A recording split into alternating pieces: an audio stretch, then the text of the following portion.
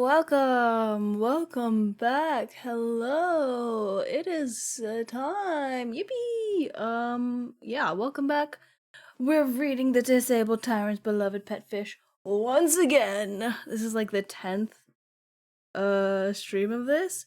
I think we've only got a couple more streams of this to go. So we're on chapter 30 and that's 30 out of 38. So I think we'll be finishing this in the next 3 streams, this included, because we usually read 3 to 4 chapters, because I wanted to read it maybe in the next, finish it maybe in the next stream, but that would be like reading 5 chapters. We'll see.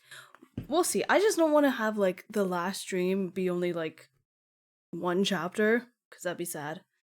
So we might spread this out over 3 chapters. We might have to pace ourselves.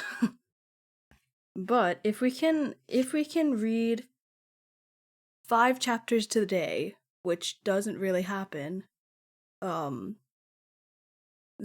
we can probably finish it in the next stream. But you know how it is. Who knows what's gonna happen? It is like midday for me because I woke up at 10 p.m. and it is now 6 a.m. So that's fun for me. Hope you're doing well. I'm doing okay. I have tea. Hope you have tea. Or something to snack on. Literally just tastes like hot water. I didn't put that much actual tea in it. So that's fine. We just need it to soothe the throat. Anyway, this next chapter is called Fishy First Aid. So let's recap. To refresh my mind, like I don't remember what happened. They're trying to keep the Princess of Jinju safe. And there was a person that was in the room with Liu that was awfully suspicious that beautiful dog Zhongfeng bit and chased away. So we love that. We love a protective dog. Oh my god. It's a good boy. Anyway, why is this one called Fishy First Aid? I don't know, but there's an illustration in the next one that I think I might know what happens. Okay, it's fine. I'm just really excited for the chapter after this because there's an illustration and you know what I mean? Okay.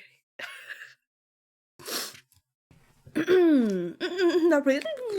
I think I'll be okay today. My throat feels actually pretty good considering the last couple of days. But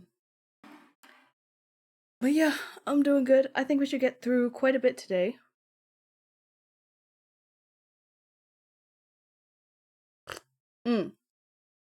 At about 7 o'clock, I will have to get up and get more tea and feed the dogs. So that might take a little bit longer than usual, just because I gotta feed the dogs and watch them poop.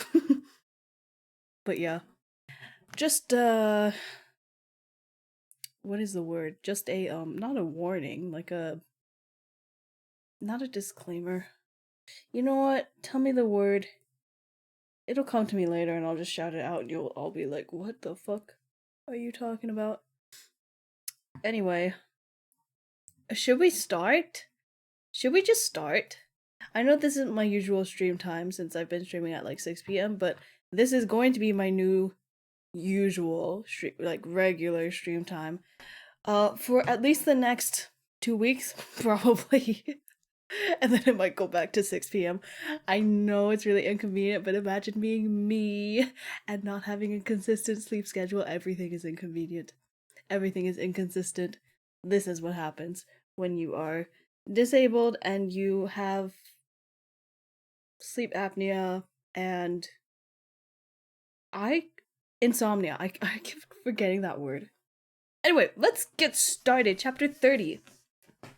Fishy First Aid.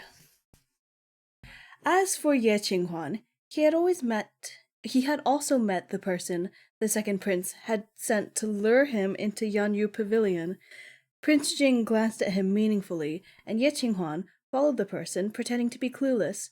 Prince Jing followed with his aides at some distance so that the second prince's agents wouldn't notice. He's okay, so he's intentionally falling, like in quotations, falling into a trap. Like, okay, slay. He's gonna get hurt. Oh no, Prince Jing is gonna get hurt. Okay, it's fine. It's fine. We love a bit of hurt comfort here. When they arrived at Yanyu Pavilion, they really did see a woman on the ground, pierced through by Ye Qinghuan's sword. And the second prince soon arrived on the scene with the imperial guards he'd prepared beforehand. The second prince glanced at the corpse on the ground, who was dressed in ginger apparel. Mu Tianzhao, who was secretly pleased, acted surprised and said, "Yeshizi, why are you here? What have you done to the princess?" Just as Ye Qinghuan opened his mouth to answer, the emperor's bright yellow dragon robe swept into the Yanyu Pavilion. This was, of course, part of the second prince's plan. He'd privately told the emperor that he heard Yeshizi and the princess of Jinzhi were meeting secretly at the Yanyu Pavilion. Though he had ordered the marriage, the emperor still thought that the meeting was inappropriate, so he headed over to scold them a little bit. He didn't expect to walk into a murder scene. What in the world is going on? The emperor's questioning gaze moved from the woman on the ground to Ye Qinghuan. Your Imperial Majesty, I just arrived as well, Ye Qinghuan replied calmly. I was just trying to figure out what had happened when the second prince appeared. Mu Tianzhao thought his tone was a little strange, but he was certain there were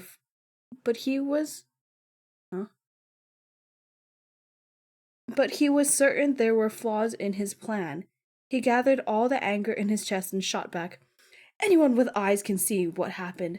Yes, Shizi, you're the one who killed the princess, yet you want to deny it? He raised his hand and pointed at the sword in the woman's chest. Is this Yeshizi's sword, is it not? This is Yeshizi's sword, is it not? The emperor realized how grave the situation currently was. Was it true that the princess of Jinzhi was dead, and that Ye Qinghuan had killed her? With the single order, the imperial guards rushed forward to investigate. Everything the second prince had said seemed to make sense, but when the imperial guards flipped over the body, they realized that it wasn't the princess of Jinzhi. It was a woman dressed in Jinzhi's servant attire.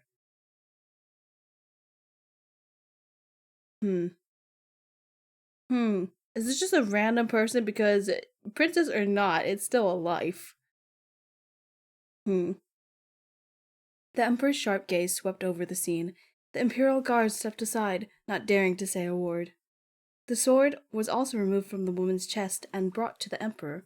The emperor was the one who'd given Ye Qinghuan his sword, so he had a good memory of it.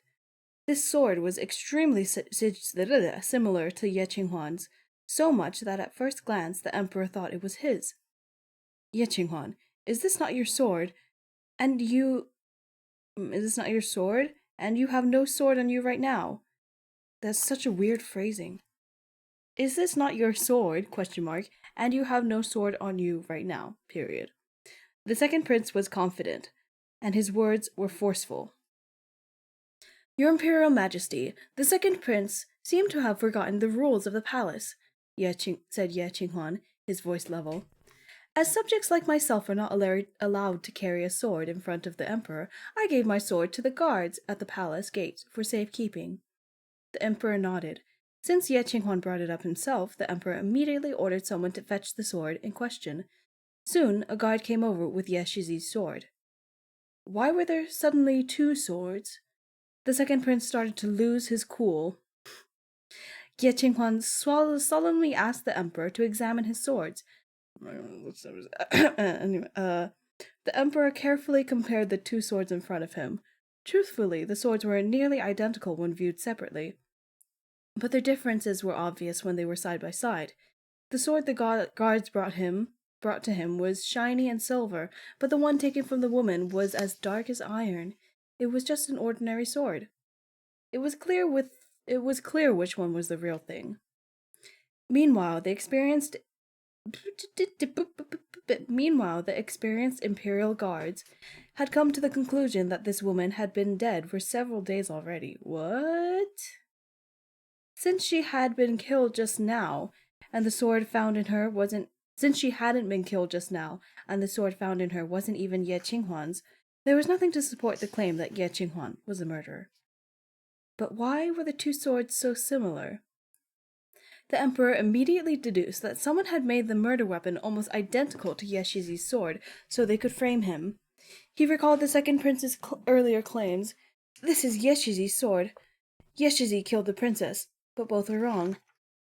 The sword was not Ye Shizi's, and the princess was not killed. The emperor himself had experienced many palace conflicts before. Now, even the way he looked at the second prince had changed. Tianzhao, he said lightly, you hadn't even confirmed that this woman was the princess of Jinjue when you arrived at Yanyu Pavilion, so why did you insist that Ye Shizi had killed the princess? Wu Tianzhao was still in shock. Why was the emperor suddenly doubting him? He was just questioning Ye Qinghuan a moment ago. The one who was supposed to die at Yanyu Pavilion was the princess. He'd arranged this long ago. Was there someone else? But right now the emperor was waiting for an explanation. Mu Tianzhao replied with great difficulty. I saw that the deceased woman was dressed in ginger attire, so I thought she was the princess. The emperor gave him an unreadable glance, and ordered the imperial guards to carry the corpse to the second prince. Only then did Mu Tianzhao realize that it wasn't the princess of Jinzhou he knew, but Ye Qinghuan smiled. This woman is dressed in Jinzhou attire, but a servant's outfit is very different from what the princess wears. What good eyesight you have, second prince, to mistake a servant for the princess with a single glance. Bitch! Mu Tianzhao kept his mouth shut. Ye Shizi's ridicule was obvious. There was no way the emperor didn't know what the second prince was trying to do. Why else would he have tried so hard to get Ye Shizi to come to what the fuck am I saying? Come to Yanyu Pavilion. Not only did the second prince fail to frame Ye Shizi, but he was the one caught red-handed instead. The emperor was both angry and resentful toward the second prince, so much so that he wanted to kick him. But he still had to restrain himself. Since Ye Shizi and the princess were both fine, there was no need to take things any further. King Jinzhou was still in the imperial city. He couldn't let the king know that the second prince had tried to harm his daughter. Tianzhao, you can't even tell people apart from each other, he said. For the next few days, you should stay in your residence and reflect on your actions. You may not leave without our permission. The emperor had never spoken so strictly to the second prince before. He was simply put under house arrest. There was no other punishment. Ye Qinghuan knew that the emperor would most likely let the second prince get away with it. If he had fallen for the second prince's trap, it was certain his punishment would have been death. Now it was clear the second prince was the one trying to frame Ye Shizi, though, and the emperor refused to do anything to his son. But they had plenty of time. The second prince's attempt to uproot the house of Chang'an had failed, so when the house of Chang'an started treating him as an enemy, he'd have no one but himself to blame. There were many ways to ruin a person. Ye Qinghuan was upright and honest, but that didn't mean he didn't know how to retaliate. Ooh! If someone hit him, he'd hit back. It was only right. He and Prince Jing had crafted the plan carried out today. They'd had used the body of an unknown female corpse from the dungeon to make the second prince think he had succeeded, so he'd let down his guard. The emperor comforted emphasis. The emperor comforted Ye Qinghuan personally, and Ye Qinghuan didn't press the matter with the second prince any further. Internally, the emperor sighed. He'd already felt something was off with the second prince at the imperial banquet the other day, but he hadn't thought it was this bad. The second prince had come so close to landing himself in disaster. He normally seemed pretty capable. Why had the marriage arrangement made him so impulsive? Did he have to destroy everything he couldn't have? The Emperor didn't understand the second prince's frustration, but he was quite put off by the ruthlessness with which the second prince had plotted to ruin the house of Chang'an. Shortly after the Emperor had finished speaking with Ye Qinghuan, Prince Jing slowly walked in. Seeing his other son, the Emperor smiled wearily. Tianqi, you're here as well? Mu Tianqi came over and bowed to the Emperor. Then, unexpectedly, he silently took out a memorial tablet from his robes. The Emperor's first reaction was to wonder why on earth Prince Jing would suddenly take out something like this, and he was a bit displeased. But after he read the words on the tablet, the Emperor swallowed all his scolding, because this was a memorial tablet of his first wife, Prince Jing's mother, Empress Zhao Hui.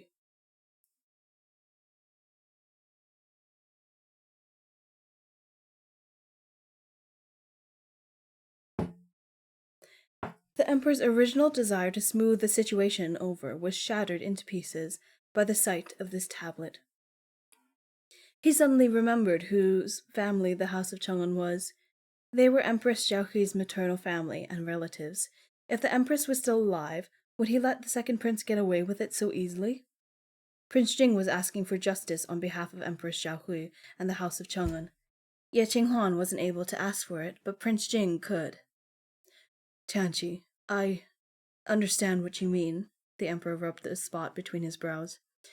You and Ye Qinghuan may go, for now. Let me give it some thought. Ye Qinghuan dragged Prince Jing out of Yanyu Pavilion. What a stroke of genius from Prince Jing. He hadn't expected something like that. How bold! Ye Qinghuan laughed quietly, but he felt elated. Some people thought the previous empress's maternal family had nobody to rely on, but Prince Jing was still protecting the House of Chang'an. Well, the House of Chang'an would return the favor, for Empress Xiaohui, as well as on their own behalf. Prince Jing showed a rare little smile in front of his cousin. When Ye Qinghuan had headed to the Yanyu Pavilion, Prince Jing had followed at first, but he decided to take a risk and made a detour to Changchun Palace to retrieve his mother's tablet. It had ended up being quite useful. In his opinion, if they were going to strike against the second prince, it was better to strike hard and fast, so he wouldn't have a chance to get up. Ye Qinghuan believed the same thing. Someone ended up leaking the news to King Jinzue, who was furious that the second prince had plotted to harm his daughter. The emperor immediately summoned Ye Qinghuan, the future son-in-law, to deal with King Jinjue's wrath. Ye Qinghuan had been planning to return to Jingtai Hall with Prince Jing to reunite with Zhang Feng, but now he had no choice but to stay behind. Prince Jing had no such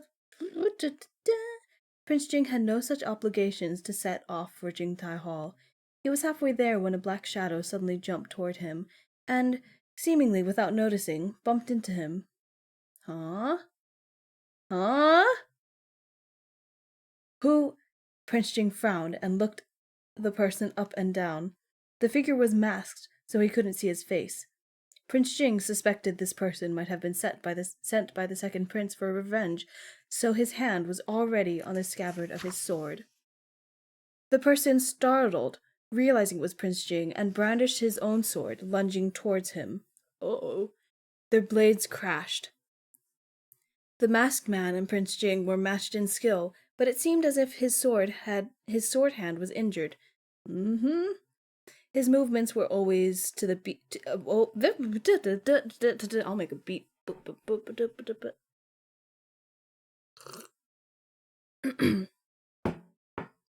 His movements were always a beat too slow.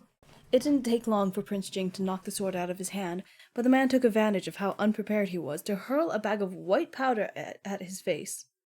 Suddenly unable to see, Prince Jing dropped his sword, but he could see that the man was coming closer.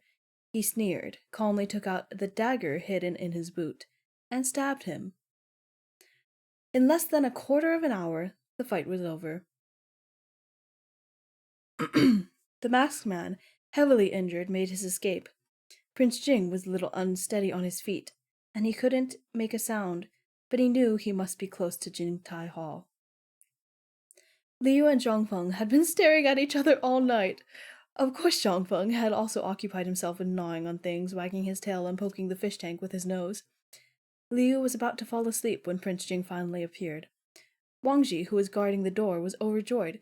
"You're finally back, Your Highness. Did everything go well?" Prince Jing waved his hand. Wangji noticed that there was something wrong. His eyes were red and there was powder on his face.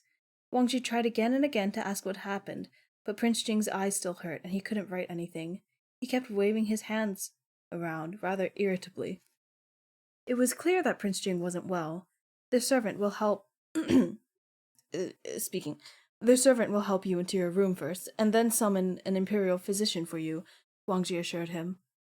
Since Master Fish was here, and His Highness usually loved Master Fish the most, Wangji thought that His Highness might feel better if he stayed with his fish for a bit, so he helped Prince Jing to the room where the fish and the dog were currently waiting. As soon as Prince Jing entered the room, Zhongfeng rushed over, wagging his tail and asking for praise, but Prince Jing couldn't see anything, so he accidentally stepped on Zhongfeng's tail, and Zhongfeng let out a couple of aggrieved barks. "Quiet down, Zhongfeng. He doesn't seem well." Liu started swimming anxiously in his tank. He was so happy that Prince Jing was back that he didn't want to sleep anymore, but Prince Jing seemed to be in bad mood. What? Prince Jing seemed to be in bad shape. Is this what the fishy first aid is for? Okay. Where was Wang Ji? Liu didn't know that Wang Ji was off summoning the imperial physician. There was light in the room, but everything was still blurry for Prince Jing. He fumbled around and sat down. His eyes were still uncomfortable, so he wanted to find a handkerchief to wipe them with. Liu glimpsed Prince Jing's red, swollen eyes and the residual white powder. A thought crossed his mind. Did someone throw lime powder at Prince Jing? Oh. He watched as Prince Jing took a towel from the edge of the wash basin and started to dip it in water. Liu hurriedly said, "No, you can't use water." If lime powder was washed with water, he could go blind. It was well known in modern times. But nobody could hear him, and the little carp swam anxiously up and down his tank, hoping Prince Jing would see him and stop. However, Prince Jing was busy with his own problems and didn't notice. He wrung out the towel and was about to put it over his eyes. Liu wanted Zhongfeng to do something, but Zhongfeng, a stupid doggo. I'm sorry, I have to say doggo. They couldn't just say dog. They had to say doggo. Oh, this kills me. Zhongfeng, a stupid doggo, was only reliable sometimes. It's so stupid. Okay. Okay, it's fine. I'm just wondering how, I'm sure it's like a cuter way to say dog in Chinese, but why can't you just, like, usually people would, in English, if somebody wanted to say a cuter name for dog, it would be doggy, but they went with doggo. I love it. Maybe that's like a generational difference. I wonder. People didn't say doggo like until more recently. I think. I don't know. God. Right now he was staring at Prince Jing with his head cocked. He probably thought Prince Jing's stumbling movements were interesting. What should he do? Prince Jing was going to go blind. He was already mute, so he couldn't go blind too, right? It would be too devastating. Liu stopped for a moment. He knew there was still another way to stop Prince Jing. Even if it was dangerous, he had to try it. The little carp gathered his courage and jumped out of the fish tank. He didn't mind that there were no tea bowls around or that it might hurt when he landed on the ground. Prince Jing's back was turned toward him, so Liu immediately used his transformation skill and turned into a human! I'm fine. Are you okay? I'm fine. I'm fine. I'm so fine. Oh my god, I'm waiting for this. Oh my god, I'm waiting for this. Okay, it's fine. It's fine. It's fine. It didn't matter how he was going to explain this. He had to stop Prince Jing. Don't use water, Liu yelled. Prince Jing's hand stopped halfway to his face, and he turned around instinctively. This voice. He recognized it. This was the voice of the young man he had been searching for all this time. Why did he suddenly appear in his room? Prince Jing was about to turn around, but Liu said, Don't turn around right now. Please wait. Having just transformed, Liu was still naked. He looked around frantically, but the remarkable thing was, the windowless room Wang Ji had chosen was one with no wardrobe and no clothes. Liu couldn't be any more embarrassed, but he couldn't just run around like this. Although there were no wardrobes in this room, there were curtains hanging from the beams.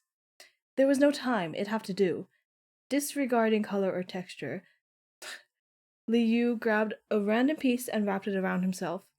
He didn't stop until he looked like a tube. Prince Jing stood stiffly, not daring to make any sudden movements. He could hear the activity behind him, so the youth hadn't left yet, but it felt like if he turned around, he might just disappear into thin air again. He's so...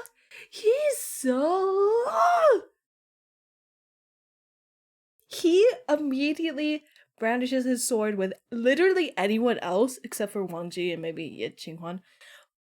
But with... I just...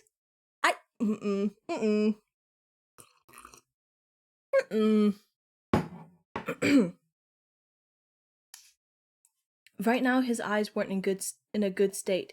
He had to remain calm and not scare him away, Prince Jing thought silently.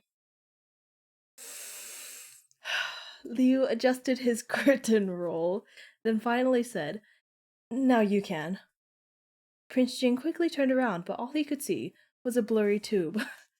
Liu stood before him and explained, Your Highness, you cannot wash your eyes no matter what. Let me help you, okay? That's the end of the chapter. That's the end of the chapter. That's the end of the chapter. The next chapter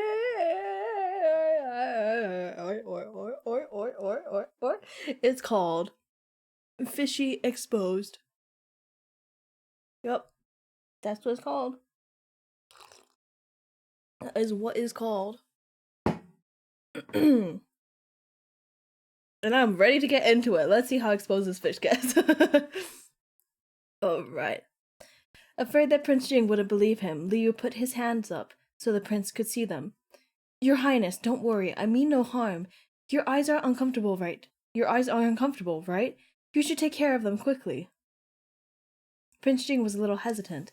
It was the first time he'd spoken to him, but for some reason, the young man seemed familiar somehow. Although he thought the young man was a thief at first, that assumption had faded over time, and the young man clearly didn't have any intention to harm him. If he was indeed the one who wrote and delivered the letter to Ye Qinghwan, then he had even helped them. But why did he take away Zhao Yu for the I'm too excited. I need to Okay. But why did he take away Zhao Yu the first time they met? Prince Jing automatically tried to look for his fish, and Li Yu was startled. Did he have that pillow that was shaped just like him before, but it had disappeared? Oh, goodness gracious. He did have that pillow that was shaped just like him before, but it had disappeared, and he hadn't bothered looking for it. So now there was nothing in the fish tank. Would he be exposed? He looked at the fish tank too, worried. But Zhang Feng just so happened to be standing in front of it, and he was large enough to completely obstruct the tank. Phew! Saved. Between the dog in the way and the discomfort in his eyes, Prince Jing probably only saw a swath of black. He realized he wouldn't be able to see his fish, so he turned back around. Okay, we got to the page with the illustration. So cute. It's so cute. It is so cute. Okay, I'm gonna read a bit more until we get to the illustration part, and then I'll describe it. Liu let out a sigh of relief, but Prince Jing still didn't move. Liu was afraid that Prince Jing still didn't trust him, so he lashed into his arm in desperation. Please believe me, I'm not a bad person. I just want to help you get the powder out of your eyes. When he was a fish, he often jumped into Prince Jing's palms, so he was used to touching him. At that moment, he still thought of Prince Jing as his tyrant owner, so he didn't think it was a strange thing to hug. It was strange to hug his arm. He was more afraid that Prince Jing would think he was a bad person and kill him. Liu's fishiness activated, and he hugged him even tighter. Prince Jing was shocked. He never met someone with this little propriety. He couldn't push him away, even though he was a bit uncomfortable. Please let me try, Liu insisted. If it doesn't work, you can do with me as you see fit. Oh, I'm sure he's gonna do with you as you say. I'm sure it's gonna happen. I'm sure it's gonna happen. Judging by the chapter titles. Solely. Either way, Prince Jing was sure this strange man wouldn't be able to try anything funny when he was right in front of him like this, so he might as well give him a chance. He fumbled for the table and sat down. Liu wiped his hands clean carefully and found a dry handkerchief.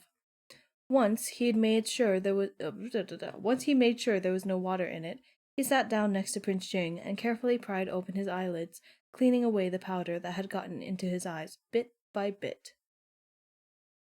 And that is what the illustration is. It's so cute. Prince Jing's eyes are like all red and ouch, and oh my god. And then Liu is in his fucking the curtain clothes. It's so cute. Wiping away at his eye, and they're just sitting next to each other. They're so cute. They're so cute.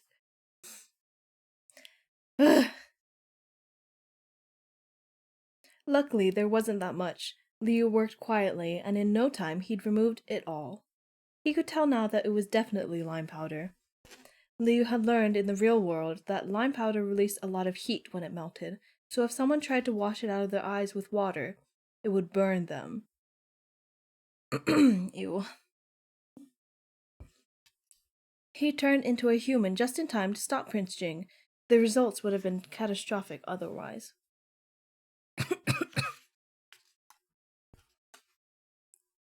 Liu blew gently into Prince Jing's eyes, in case there were pieces he'd missed. Prince Jing was much more relaxed now, and he could see the stranger in front of him clearly. He was so close that he could see the young man's lowered eyelashes, his slightly sweaty nose, his rosy, pink lips pursed in concentration. This boy is a sap! Oh no. He saw a glimpse of him and was already immediately in love. I can't with this stupid bitch.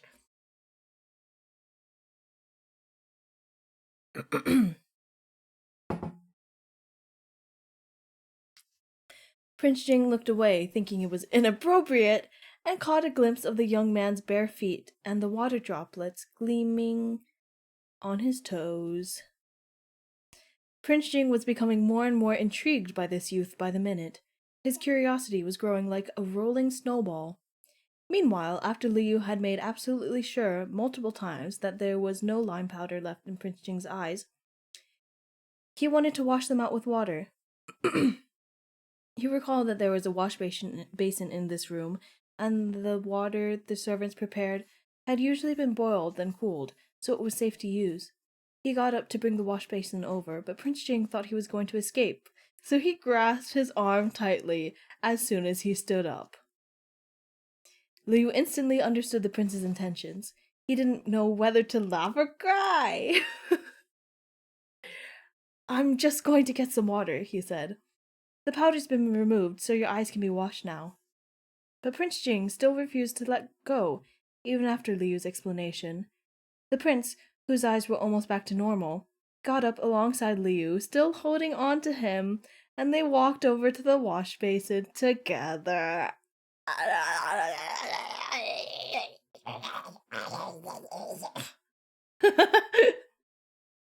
God.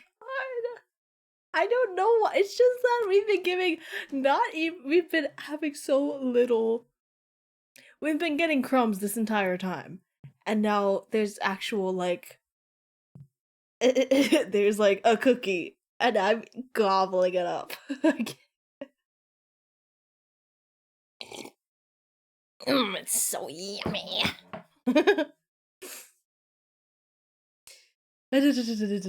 When Prince Jing stood up straight, Liu only came up to his shoulders. Liu was wondering how he was going to get Prince Jing back into his seat when the prince lowered his head, staring at Liu with his dark eyes. That meant he could wash his eyes, right? Liu had finally experienced Prince Jing's stubbornness firsthand. In this awkward position, he didn't use a wet towel to wipe his eyes, and instead scooped up some water, poured it into Prince Jing's eyes, and rinsed them out. After a couple of rinses, Prince Jing's eyes were still red and swollen, but he no longer felt any discomfort. Just to be safe, Liu said, "Your Highness, please have the imperial physician take a look later. You may still need medicine." Prince Jing nodded. They stared at each other for a moment, and it finally sunk in for Liu that he'd completely exposed his human form to Prince Jing. There was nothing inherently wrong with that. It wasn't the first time he'd done it, after all, but Prince Jing was still holding on to him. He made a couple of attempts to pull his hand away, but he couldn't do it. He could only maintain his human form for an hour, so what would happen if he suddenly transformed into a fish? He had to think of a way to either make Prince Jing go away or make himself go away. As soon as Prince Jing's eyes recovered, Prince Jing didn't take them off the young man in front of him, whether he was looking at his face or his attire. What attire? Oh my goodness, fine. This time the young man's pale arms were exposed, and he was wrapped in strange cloth. It only just came down to his knees, so his calves were bare, and the movements of his delicate ankles were exposed. Boy has something about feet, I think. I think he might like feet a little bit. Just saying. I'm not judging.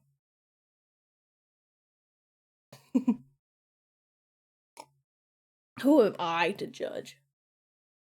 I'm just saying, he's mentioned his feet twice now.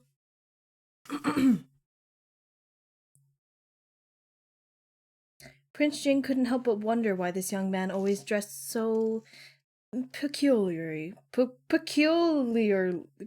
Wow, I can't say that word. Peculiarly. Uh-oh. I hear dogs.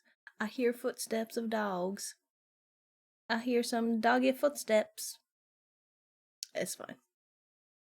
Prince Jing dipped his finger into the wash basin and wrote on the table, "Who are you?" He had a lot of questions, but this was the first and easiest one to ask. Leo shook his head, pretending he couldn't read it. It wasn't that he didn't want to tell him, but he didn't exist in the book.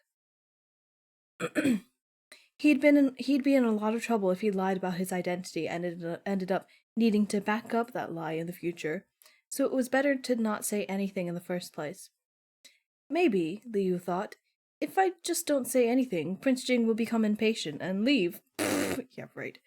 He was very worried that the timer on his transformation skill would sneak up on him. That would be disastrous. Liu was quite a mess internally, but he still had to pretend to be calm. Prince Jing, seeing that Liu didn't answer, kept writing questions. Why are you here? Why did you save me? But Liu suppressed the urge to talk to Prince Jing and continued to shake his head. Prince Jing frowned. He'd asked so many questions, but the young man didn't answer any of them. Perhaps he couldn't read? Thinking back on it, recalling the letter Ye Qinghuan received, the handwriting was terrible, and Prince Jing had wondered how there could be such horrible handwriting in the world. Was it because he couldn't read, so he couldn't write either? Okay, well he did write, kind of, but okay. Prince Jing glanced at Zhang Feng. Zhang Feng didn't react much to the young man's sudden appearance, so he was probably familiar with him. That was how he'd been able to use Zhang Feng to deliver the letter. Prince Jing was comparing and analyzing the situation in his head. His questioning gaze made Liu's scalp go numb. Just as he thought he wasn't going to be able to keep pretending anymore, and was thinking of outright running away, Wang Zhigongong, who'd left to summon the imperial physician, banged on the door. Your Highness, the imperial physician is here. The heavens always provided a way out. Hearing Wang Zhi shouting, Liu's eyes lit up. Prince Jing caught Liu's suddenly relaxed expression and immediately thought he was going to run away.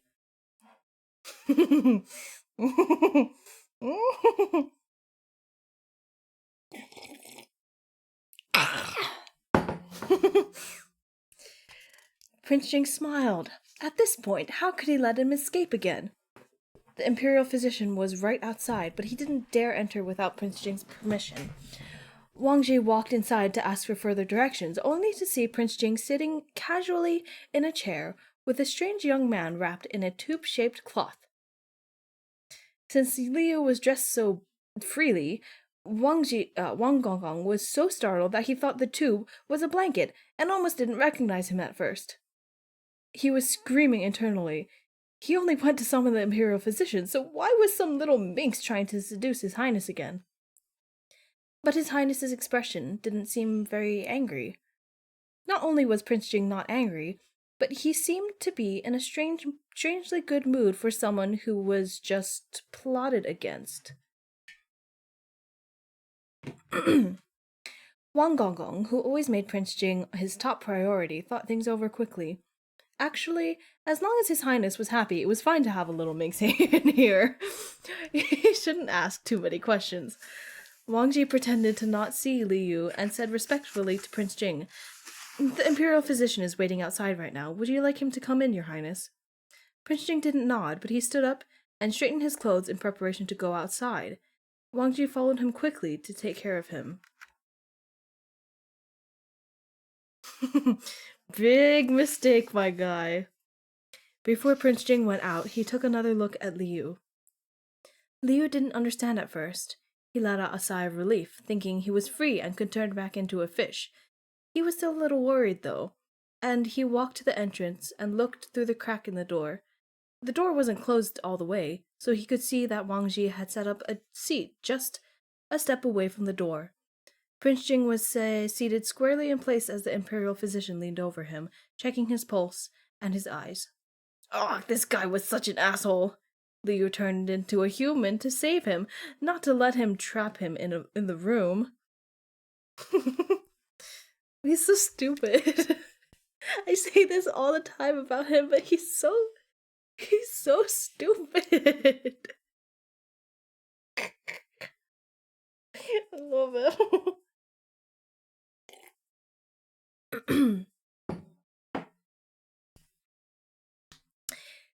He'd taken a look at the room earlier, and he knew there were no windows and only one door. It should have been the safest place, but it turned into an inescapable prison. Liu turned to Zhang Feng, blubbering. "Good boy, Zhang Feng. You're the only one who can help me now." Zhang Feng was completely removed from the situation and had no idea what his problem was. Sorry, it just sounds like I know it's literal. He had no idea what his issue was, what the situation is, but I'm just imagining this dog looking at him what the fuck is your problem?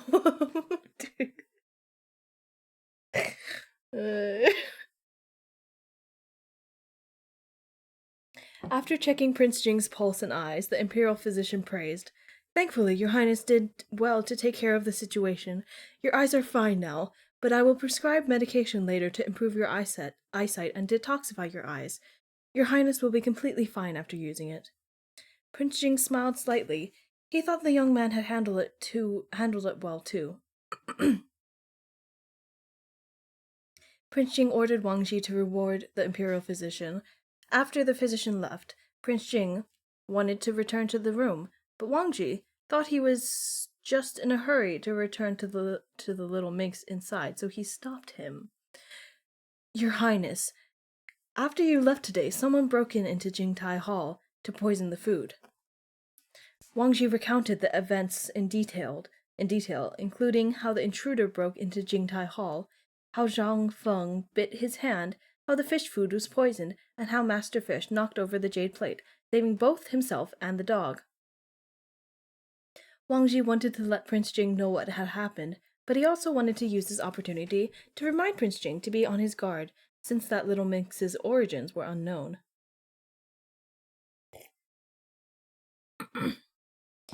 But perhaps it would have been better if he hadn't told him. As Wang Ji explained, Prince Jing's face turned as cold as frost. He was even more furious than when people had plotted against him. When Wang Ji mentioned that the silver needle had turned black, Prince Jing thought back to the arsenic that the second prince had been secretly keeping in his residence. Framing the house of Chang'an wasn't enough for him. He even tried going after his fish. Sooner or later, he'd made sure the second prince got what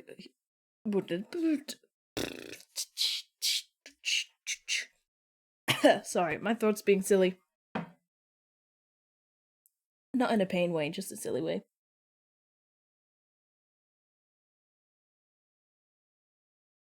Sooner or later, he'd make sure the second prince got what was coming to him. Prince Jing remembered the masked assailant who had attacked him as he was returning to Jingtai Hall. The man's hand had been injured too. Was it perhaps the same person that Zhang Feng bit? It was probably one of Mu Tianzhao's lackeys. He still hadn't laid eyes on Zhao Yu since he got back, for a multitude of reasons. Zhao Yu and the young man should still be in the room. Ever since the young man helped him wipe his eyes, he had the instinctive feeling that he would not harm the fish. Wang Ji kept calling out, "Your Highness," but Prince Jing gestured at him to wait and walked into the room on his own. Before he opened the door, he had a strange, indescribable feeling, even though he knew it was impossible for the young man to escape this time. But he didn't give it any more thought. He confidently opened the door and saw the room was empty. Cloth strewn about the floor, and the young man who was supposed to be waiting for him had disappeared again. Oh no, I don't want to know. Please stop. No.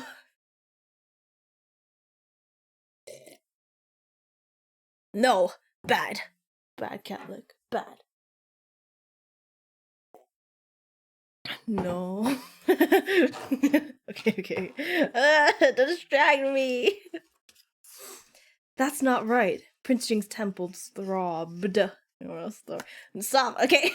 He had left the room, yes, but he'd been guarding the door the entire time. There were no windows in the room, so where could he have gone?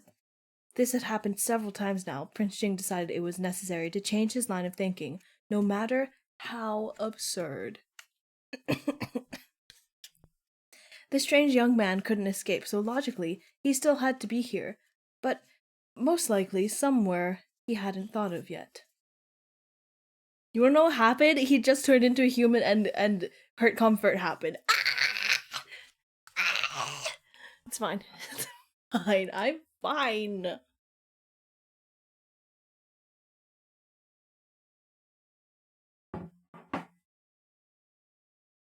Oh no, you can't do that right now. Hang on. No, I'm reading. That shouldn't be available right now. I need to change that. Skipper. I'll renew or whatever. It doesn't even matter. You're a mod. It doesn't matter. Fuck you. Fuck you. God. Okay.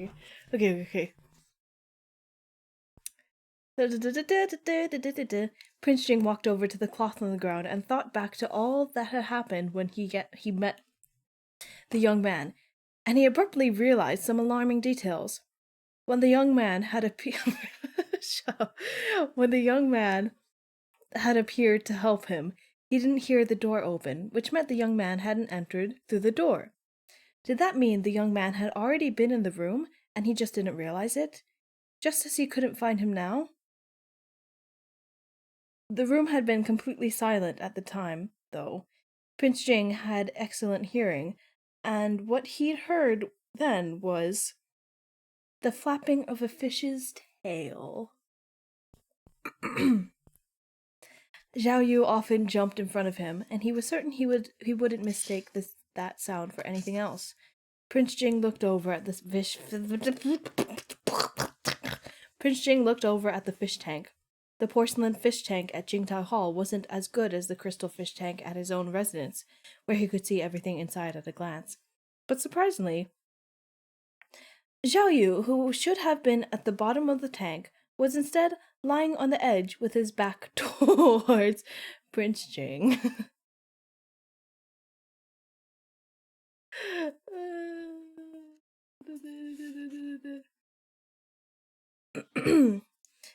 Oh, that was a comma, not a period. Oops.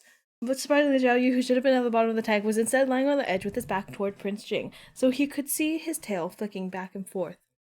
Thinking about how his fish had almost died, Prince Jing's mood darkened further. He walked over, but right when he was about to touch him, his fish panicked and dove into the water. Prince Jing blinked.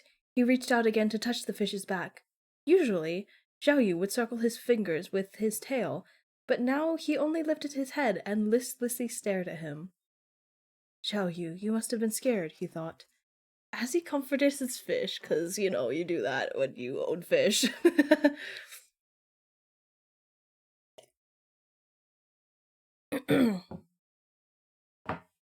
As he comforted his fish, Prince Jing kept thinking about where the young man could have gone. It was a small room, and just a quick glance around the room was enough to see everything in it. There was nowhere to hide. A thought suddenly came to Prince Jing as he recalled each place the young man had been seen. Why was it always his room? Only his aides and Ye Qinghuan had known that he was returning to Jingtai Hall today. Why did the youth run into him here at Jingtai Hall? Besides, with the way he was dressed, it would have been impossible for him to enter through the palace gates. Prince Jing stood up and accidentally stepped on the cloth on the ground with his cloud-patterned shoes. He picked up the cloth and moved it aside, revealing a puddle of water underneath it. The young man's feet had been wet, he recalled, thinking to look around for wet footprints in his room. Through careful observation, he found something that led to the wash basin, to the desk, and some that stayed near the door, but a path was formed where the ground was wettest. He followed along this path and finally saw a large, black-haired dog. Ye Qinghuan's dog barked excitedly and wagged his tail at him. The wettest spot was right under where Zhang Feng was sitting. Prince Jing was a bit startled. He thought he was losing it. Zhang Feng is the one who made these tracks? No, Zhang Feng was the one who made these tracks. Liu stared anxiously at Prince Jing until he left the room, feeling like he was about to break down at any moment. He had no other choice. He was afraid Prince Jing would figure everything out, since he had no way of get rid of the water on the ground, so he had to resort to using Zhang Feng as a scapegoat. I'm sorry, the little carp apologized silently to his owner. I didn't mean to hide it from you on purpose. A stony-faced Prince Jing walked out of the room. He'd taken the cloth on the ground. On the cloth, a few fish scales shone brightly. This wasn't the first time he found fish scales on the young man's clothes, and there was another detail he remembered. When he looked at the young man's ankle, he had also seen a silver light flash past. He had an idea of what was happening now.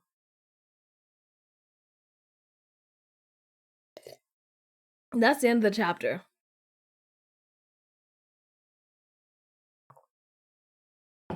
You haven't been completing redeems till last year? What does that mean?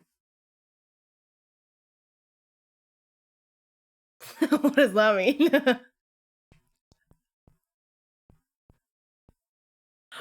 um, is that something I've been supposed to be doing, or? I know how to do Twitch. I know how Twitch works. Yeah, sure.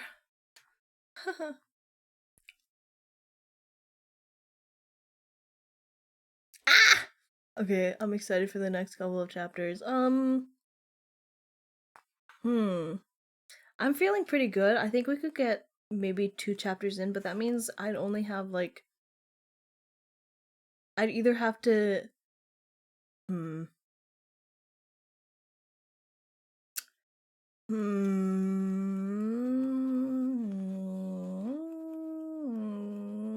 I'm trying to plan it out, but it's not very easy. I think I'll be okay in the next stream as well. But if I have to finish, you know what? Let's aim for 5 chapters today. I'm actually actually I really want to, yeah, or at least 5.5, right? I can, because the chapter where the fifth chapter would be is quite long compared to these other ones, so maybe we'll just split it in half. Let's just, I'm still good. Let's keep going. Chapter 23, no, what 23? 32, Becoming a Carp Spirit. Leo had spent the entire day in the grip of anxiety. Now that the excitement was over and he'd gotten away without Prince Jing noticing anything, the little carp slept peacefully at the bottom of the tank. Zhang Feng, who had been extremely helpful, leaned against the tank in blissful sleep as well. Meanwhile, Prince Jing was pacing outside the room, and all of his weariness was blown away by the cool night breeze. He lined up all the times he met the young man and connected the dots. The fish scales. Oh no, there's an ad starting soon. This fish scales. You know what? It's fine. That's the start of a paragraph. I'm gonna let that ad run. Actually, never mind. We're just gonna keep reading. we're fine. He lined up all the times he met the young man and connected the dots. The fish scales that were on his clothes back then and the fish scales on the cloth now were undoubtedly both from Zhao Yu. If that was it, he probably would have assumed the young man had touched his fish. But how could the same fish scales appear on the youth's feet as well? The young man was dripping wet and was always dressed strangely. Prince Jing didn't hear any footsteps when he appeared, but instead heard a fish's tail. He could never discern where he came from, or where he was hiding, and he was never able to find him, but he always appeared by his side. None of the people he sent from the manor to look for the young man were able to find so much as a trace of him. When the young man escaped through the window, the guards who were lying in wait outside said they didn't see anything. When he looked for the person who delivered the letter, the guards posted there told him that only the dog had left the room. None of the above could be simply explained by what he knew about the world. He thought he was quite clear-headed. But he suddenly had a crazy idea. Crazy. It'd be crazy if he was your fish. Crazy. You're crazy. Is the next chapter going to be called The Fish Gaslights? What? Once the idea formed, it refused to leave. Because it was the only way to explain everything. When you have eliminated the impossible, whatever remains, however improbable, must be the truth. Tianqi, is your house haunted? Ye Qinghuan had teased him about it before, and he ignored it. But now, Prince Jing swallowed. Ye Qinghuan might be partially right. And the young man wasn't human. 1 second, I'm getting a text. Okay. The young man wasn't, quote-unquote, human. As for what he was, the fish scales explained everything. The young man was probably Zhao Yu. Since the moon was already high in the sky, Wang Ji had already urged him to go to bed several times. With a complicated expression, Prince Jing glanced at the room where his fish was and waved him away. He had to think things through. He couldn't just hold a person, or a fish, under suspicion because of his own wild speculation. Ignoring how late it was, Prince Jing ordered Wang Ji to find servants from the imperial kitchen to bring him a couple of fish. Since noble consort Chu's cat had picked up Zhao Yu from the kitchen, Prince Jing specifically asked for the same type of fish. Wang Ji went off to complete his task, and the kitchen staff soon came over with a basket of fish, trembling because they didn't know what was going on. Prince Jing looked at the fish one by one. The fish looked almost identical to Zhao Yu, but their eyes were dull and lifeless. Why are you going through redeems? What is your problem? Oh my god. They didn't flap their tails or look up at him. Compared to Zhao Yu, they lacked the most important thing. Spirit. I'm not interrupting my stream to do redeems like that. I need to turn those off. I need to turn those off. I need to turn those off.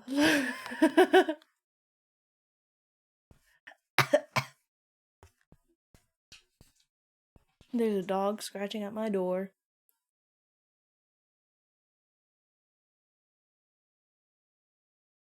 Where was I? Prince Jing sighed in relief. He should have realized that Zhao Yu was special long ago. Perhaps he'd never had a pet before. He'd mistaken Zhao Yu's... Perhaps because he'd never had a pet before, he'd mistaken Zhao Yu's uniqueness as liveliness and intelligence. Even crows took care of their elderly, after all. He never thought it was anything out of the ordinary for his fish to be smart. Because he's stupid! No wonder he always thought the young man looked familiar. It was his own fish! And no wonder the young man always appeared in his room and entered the palace at the same time as he did. Those were all his own arrangements. Prince Jing became more and more certain of this truth, but he wasn't sure about what to do next. He had raised Zhao Yu for so long. He had raised Zhao Yu for... I looked up to see you say his own fish, and I lost my place, so... Thanks. Oh, God. Yes, his own fish. No way! No way, you're crazy! You're crazy!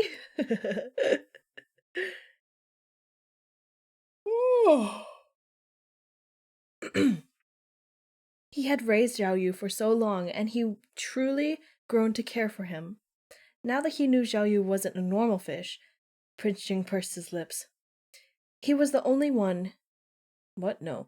He was the one who saved Zhao Yu from the cat's paws, but Zhao Yu had helped him several times as well, including saving his relatives. Relatives, the House of Chang'an. Prince Jing smiled but I can't say that word because it's not fair. It's not a good word to say. Prince Jing smiled wryly. It's such a bad word. I just hate that word. Wryly. W-R-Y-L-Y. Not a single proper vowel in that. I hate it.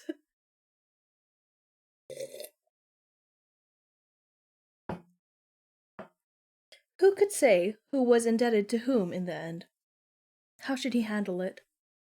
As dawn rose, Ye Qinghuan was finally able to appease his future father-in-law, King Jinzhi, and he rushed to the emperor to report to him.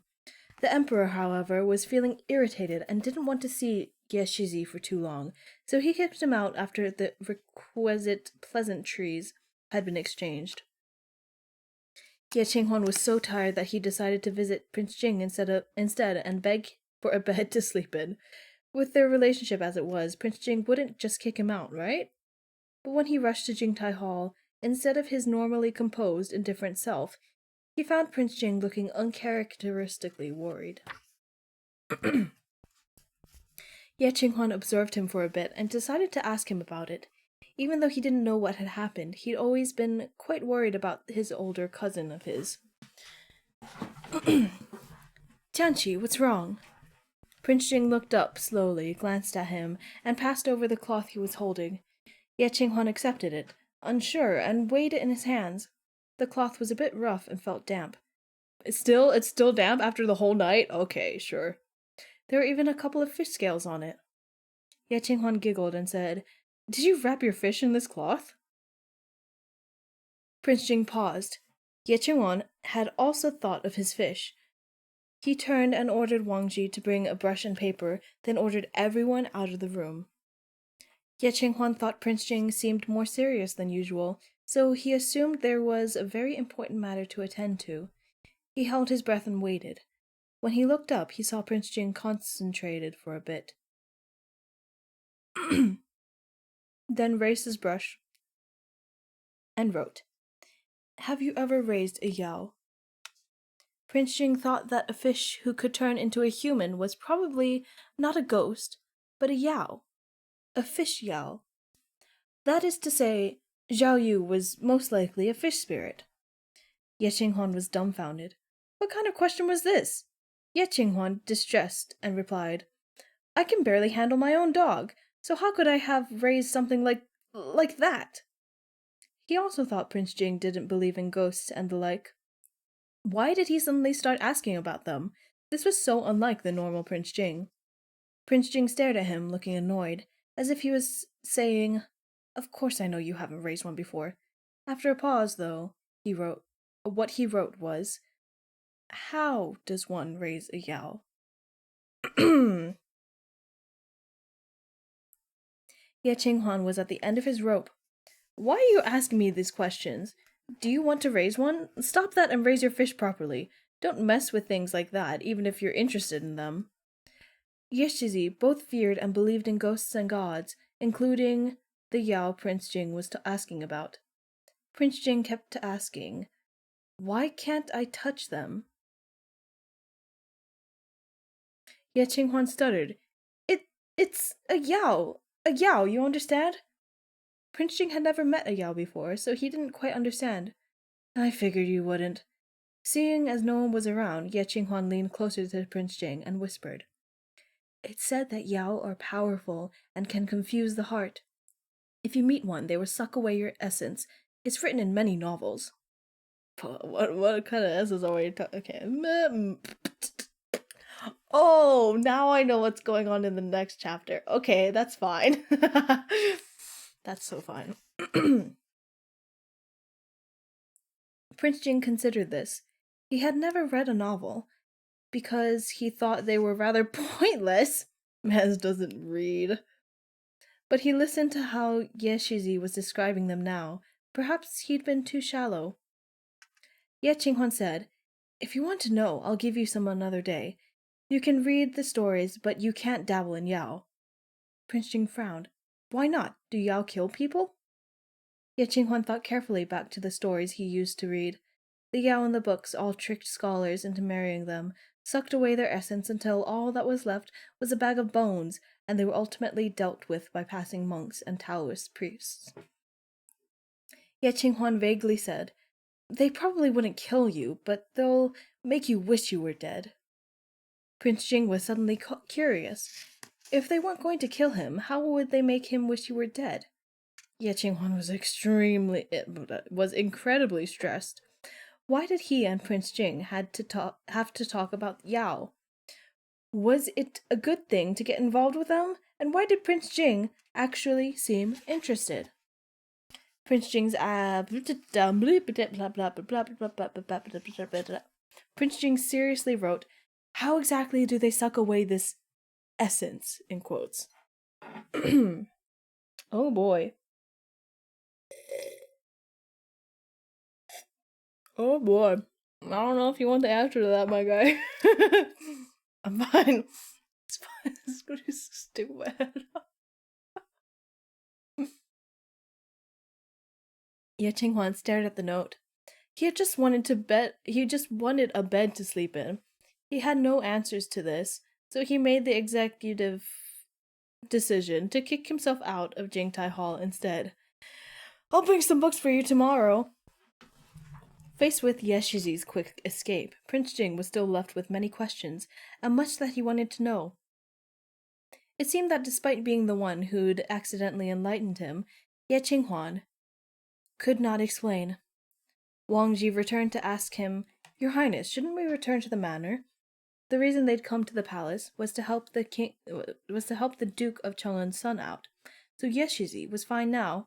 Since Yeshizi was fine now, Wang Ji thought his master might want to return to his own residence.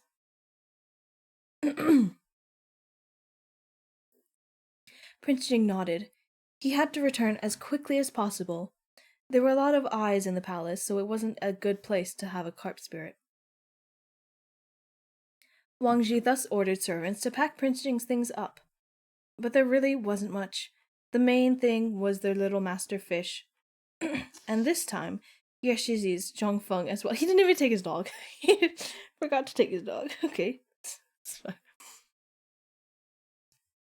Prince Jing ordered, "Return Zhongfeng to Cheng'en Manor."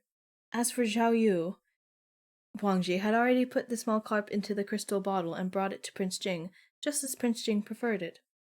Liu was extremely happy. He had a great night's sleep and was feeling awake and refreshed. He thought he'd heard Ye Shizi's voice that night. Did this mean the second prince's plot to frame Ye Qinghuan was successfully thwarted? He hadn't received a completion prop from the system yet, but he couldn't think of anything else he had to do. Prince Jing hesitated for a moment, but he didn't take the crystal bottle.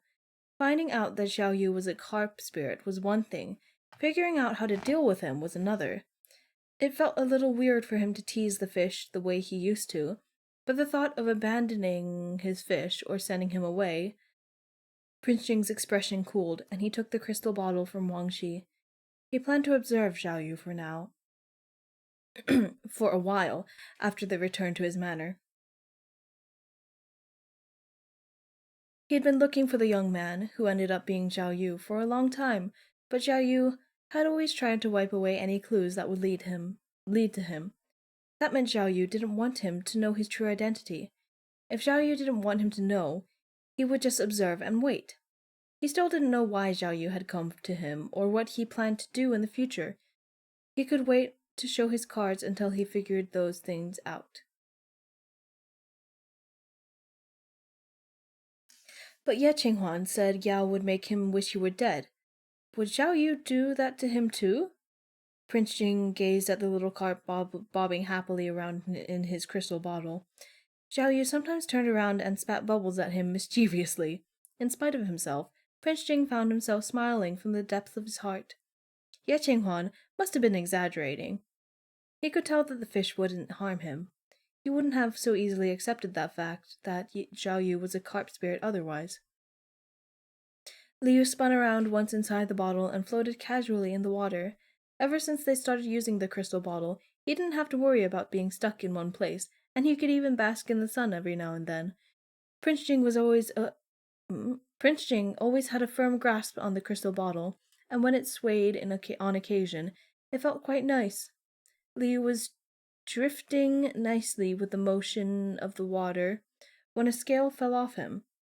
At first he thought his eyes were deceiving him, so he shook his head. But the scale had actually fallen off. He only realized recently that he'd been losing scales a lot over the past few days. Interesting. Perhaps he used his brain too much, or he'd been shocked.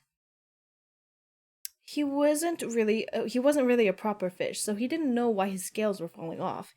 He'd whined about the idea of losing his scales before, but he hadn't been serious. Now they were actually falling off. He didn't feel anything when he lost them or anything, and it was fine if it just happened once or twice. But would he lose all his scales if this kept going on? If a person lost too much hair, they turned bald. Would a fish become a bald fish? But he wasn't even that old. Liu couldn't imagine what life would be without his scales, and he didn't know if he could put them back on. He anxiously picked up a scale. There was a pudgy, tender sort of... Liu poked at the spot where the scale just fell off. It seemed like it was his flesh. Liu pressed the scale into his flesh, and the neighboring scale also fell off. Ah! Sob. Was he suffering from descaling? stupid.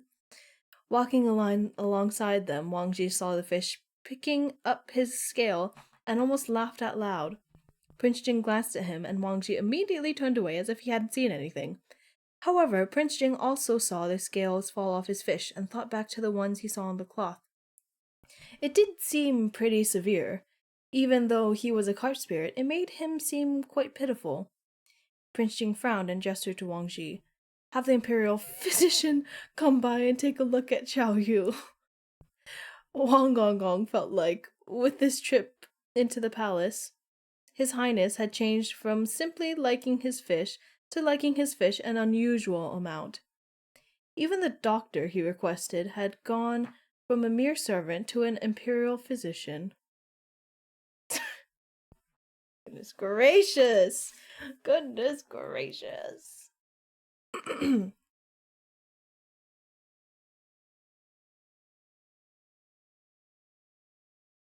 You know what?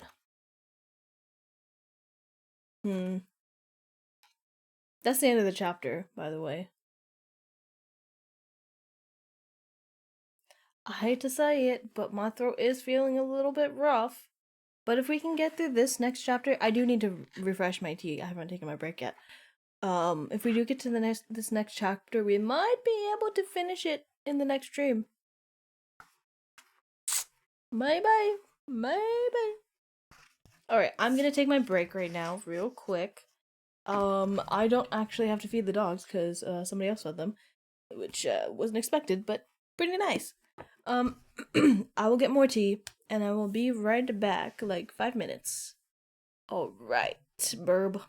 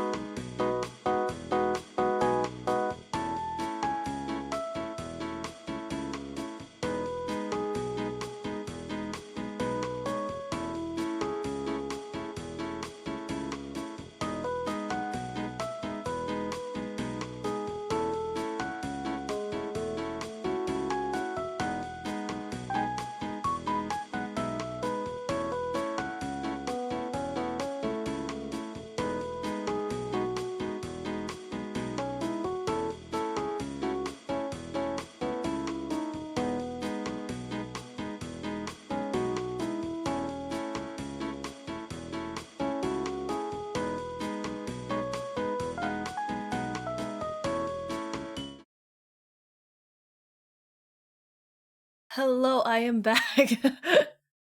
That took a little longer than I was expecting because the kettle was full and it had to boil all that water. What the hell? I should have just taken out some water. But instead I'm a little bit silly. Gay. You're gay. You're gay. No you. Anyway, my tea is boiling. So that's fun. You know what's also fun? We got trees! Sorry, I just peeked the mic, didn't I? We got trees. They're gonna be planting them soon. But they're like in front of the kitchen window and they're so pretty. We got some trees, like some fruit trees, like a passion fruit. Or was it passion fruit? I think passion fruit. Nectarine plum thing, I think, or something. Some blueberries, and I don't remember the other ones, but yippee! It's actually kind of annoying because my dog, who's not supposed to eat anything other than his really strict diet because of his bladder stones, he keeps going for the fruit on the trees. So stupid dog. So gross. I had to pry one out of his mouth and it was just mush. Disgusting. It just ew. Just mushed out of his mouth.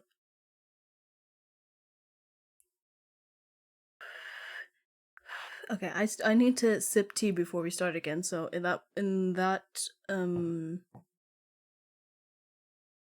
don't know. So my tea needs to cool down first before we start again. You know what the next chapter is called? Do you want to know what the next chapter is called? Why don't you guess? Why don't you guess about what the next chapter is called? It is ridiculous. I'll give you that. That's a hint. It's ridiculous. It's a little bit clickbaity, a little bit innuendo-y. It's pretty easy. I think it's my favorite chapter name. Out of all the chapters, this is my favorite chapter name. Oh no. This chapter is called Fishy Suck. We're finally there. We're finally at Fishy Suck. I think it's not gonna be his nipple this time. I think it might be something else. Judging by the illustration. What illustration? I don't know. Actually, that's in the next chapter, so maybe not. I don't know. I don't know. It's so cute.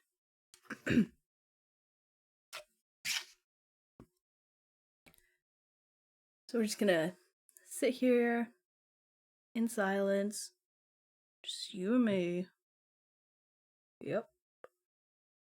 While I blow on my tea.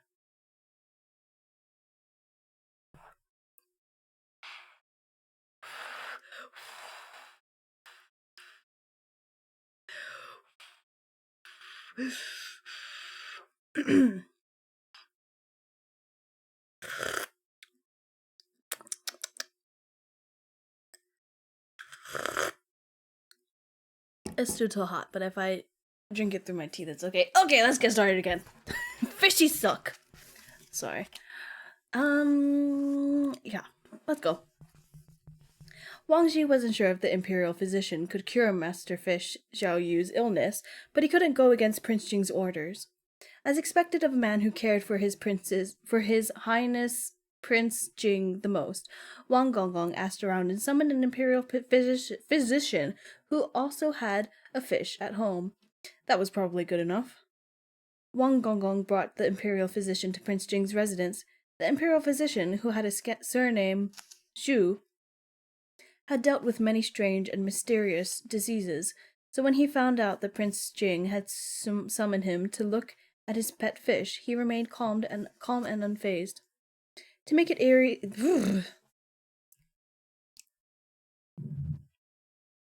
Hold on, let me just rewire. I'm like doing the Among Us thing, the wire task right now in my brain. Let's burn myself on teeth again.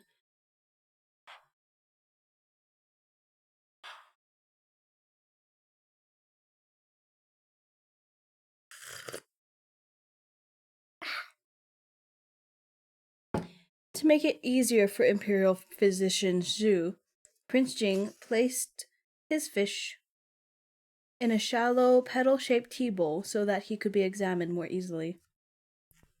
Just now, Liu's fishy instincts had taken over as he fluttered a few times in the tea bowl, and he'd lost 2 or more scales.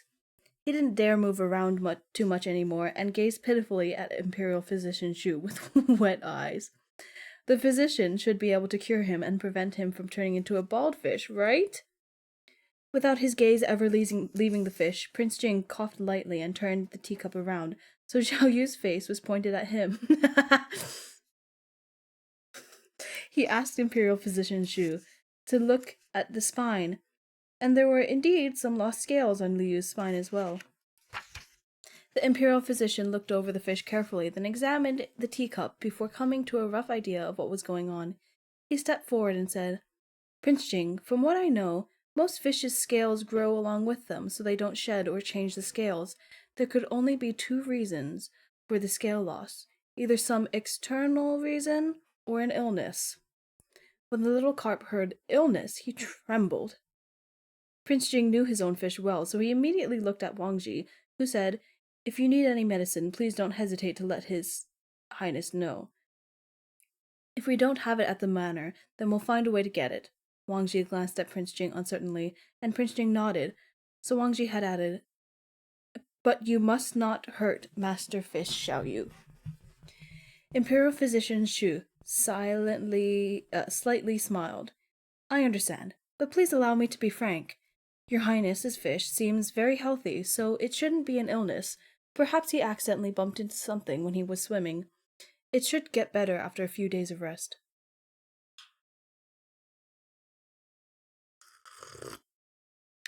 Ow. Ah, thought Liu, what a beautiful misunderstanding. Prince Jing put him in a tea bowl for the consultation, so Imperial Physician Shu thought he was normally kept in a tea bowl, and that bumps were inevitable since he only had a narrow space to swim in. The physician himself raised a group of koi at home, who often bumped into each other when competing for food, and lost scales that way, so he naturally thought Xiao Yu was losing scales for the same reason. But Liu himself was sure it wasn't it. The fish tank Prince Jing prepared for him was definitely large enough for him to swim around in, and he rarely bumped into anything. If his scales were falling off because of the impact from his jumping, they would fall from a specific area. But right now it seemed like he was losing scales everywhere, no matter what he did, even if he just blew bubbles. Liu didn't really dare move anymore. He was just thankful the scales didn't fall off in large patches, or his fish body would really be too ugly.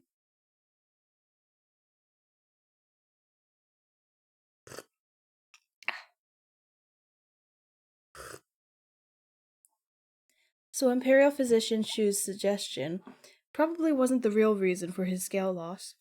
Liu was a little disappointed, but it wasn't bad news as long as he wasn't sick. He comforted himself. Perhaps the transmigrated fish body was different from a normal fish body. Even a dog as large as Zhongfeng would shed hair even though he was fine. So it was probably normal for him to lose some fish scales, right? But would his tyrant master dislike him because of this? Probably not, right? He was just a black carp that was meant to be food. He got to where he was today not through his beauty, but through his cuteness. Would he not be cute anymore if he lost his scales? Liu spent so long trying to comfort him that he ended up almost completely inside his own head. Prince Jing was influenced by the imperial physician's words that keeping a fish in a tank that was too small would cause it to lose scales. Since Prince Jing knew that Zhao Yu was a carp spirit now, it did seem wrong to keeping him in an ordinary fish tank. Once he'd sent Imperial Physician Shu away, Prince Jing came to an immediate decision. He gestured at Wang Ji to come closer. Since his orders were a little more complicated this time, Prince Jing wrote them out, and Wang Ji's eyebrows almost flew away from his face as he watched the brush move across the paper. After Prince Jing finished writing, Wang Ji knelt and said in a trembling voice, "Your Highness, this... was this okay?"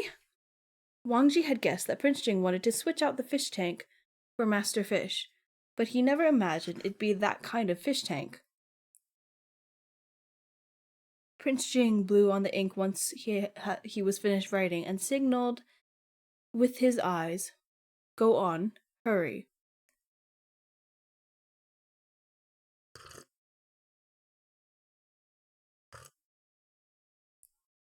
Wang Ji had been with Prince Jing for many years, so he knew that once his master had made a decision, nothing could change his mind.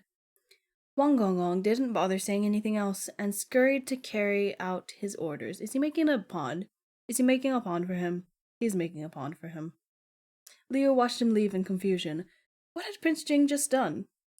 After Prince Jing was finished with those arrangements, he habitually went to rub his poor fish's back, but he remembered at the last minute that Zhao Yu was losing scales. If he touched him, more scales might fall off. He had to listen to Imperial Physician Shu and take care of his fish, even more so because this was actually a carp spirit. Prince Jing, who decided without blinking to commission a new fish tank for Zhao Yu, now hesitated. That same fish he always touched was actually a boy. He couldn't bring himself to do it anymore. The little carp saw him reaching out with a finger and swam over and waited for Prince Jing to touch him, but Prince Jing stopped at the last moment. No way! Did Prince Jing not like him anymore? Liu wrapped his tail around Prince Jing's finger, seeking a sense of security. Prince Jing normally loved this kind of touch, but now he was starting to have wild thoughts. If this was the tail on... Stop it. If this was the tail on the fish, what was it on the carp spirit? The fish head must be the person's face, so the tail should be his feet. You do have a thing for feet. So, I don't know. Oh my god, see, in the next fucking sentence, a pair of delicate ankles flashed across Prince Jing's mind. For a moment, he just sat there. See, I fucking told you.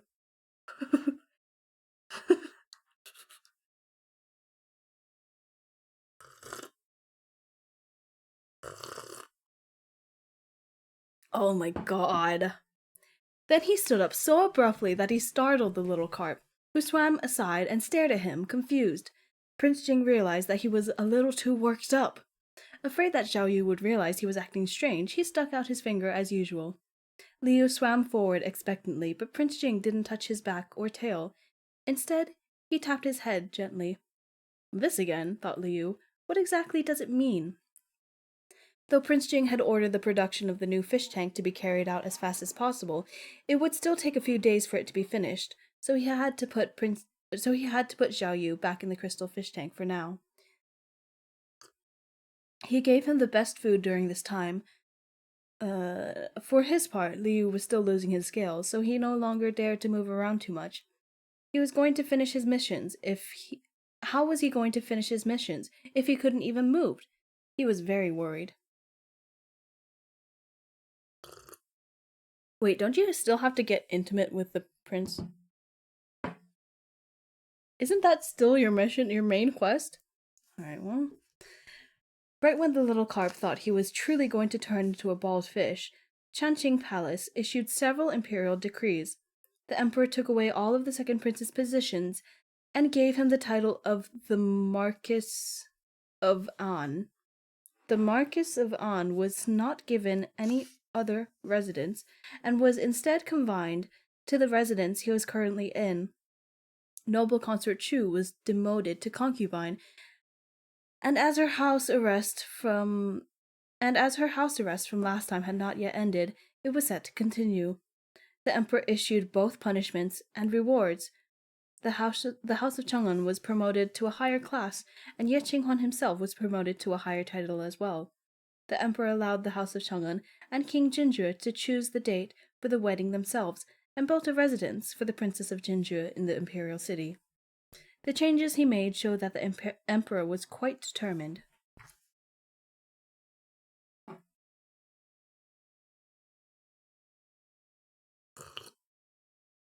The emperor had been thinking about how to punish the second prince for trying to frame Ye Qinghuan when noble consort Chu of Zhongqi Sui.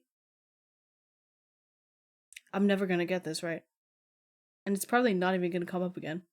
When noble consort Chu of Zhongqi Palace had heard the news, she knelt in front of Changqing Palace and wouldn't get up. In the end, the servants had to carry her back. The emperor had refused to see her and instead went to Changchun Palace alone, where he remained seated in front of Empress Xiaohui's memorial tablet for the entire night.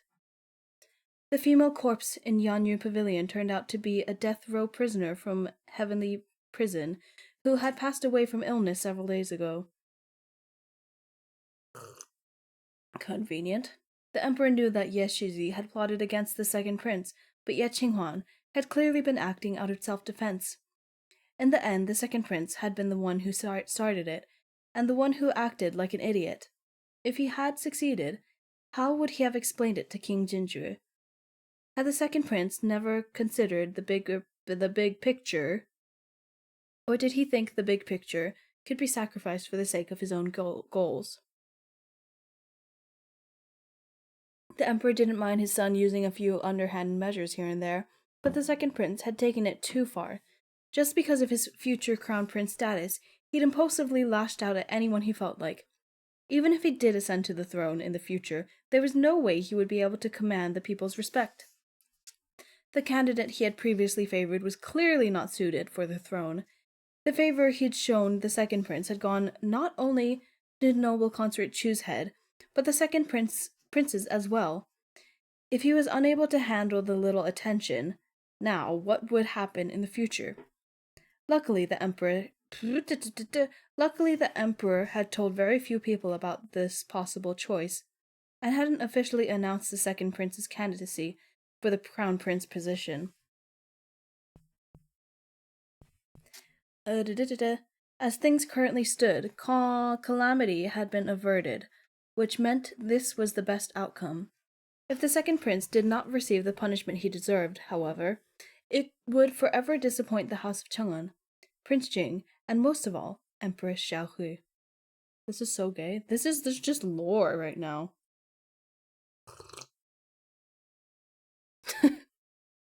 I call all the boring stuff just lore. Even if it's not, it's just lore. It's just world building.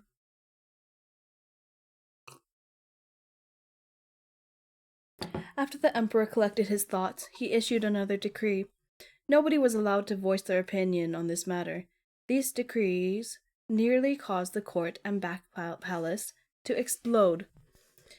There were an unwritten rule in this dynasty that if a prince was given a title early, he had no chance at the throne. Prince Jing was an example. Everyone knew that the emperor had given Prince Jing his title to appease him as his D-son, but the second prince's situation was different. The second prince was not given the title of prince, but of Marcus. What is Marcus? I don't know what that means. And the emperor had decreed it in a hurry without discussing it with the Ministry of Rights. It was obvious that the second prince had completely lost favor. When she received the decree, the former noble consort Chu, the current concubine Chu, fainted on the spot. Hope started to blaze in the other concubines who had sons, especially the third prince's mother, concubine Chan. If the second prince wasn't a viable option, then the next in line would naturally be her son, the third prince. Of the court counselors who had previously supported the second prince, believing that their high position and great wealth was guaranteed, not many would continue to help him. Most had begun making other plans. In comparison to the palace, There where some were happy and some were worried. Chang'an Manor outside of the palace was covered with festive decorations, auspicious and peaceful.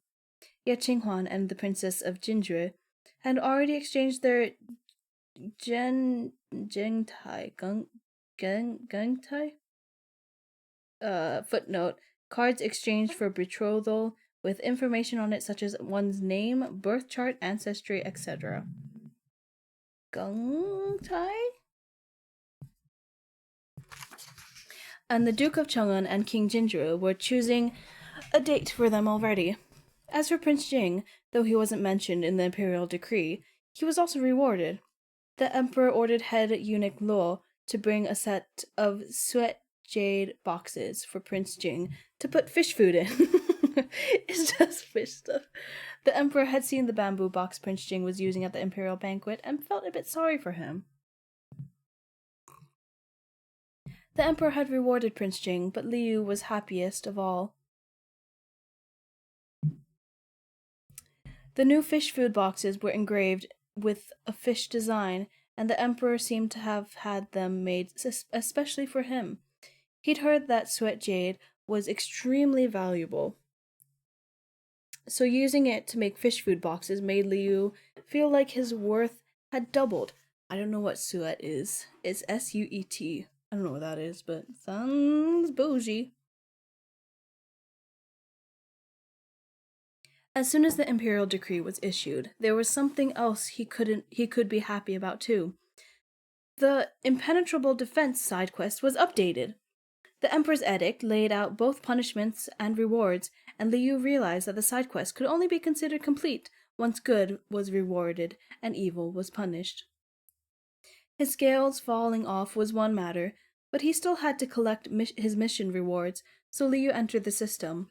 He'd never been too invested in the rewards for the side mission, but after patiently listening, but after one more time. But after patiently listening to the fish scamming system introduce the rewards one by one, Liu's jaw nearly fell to the ground.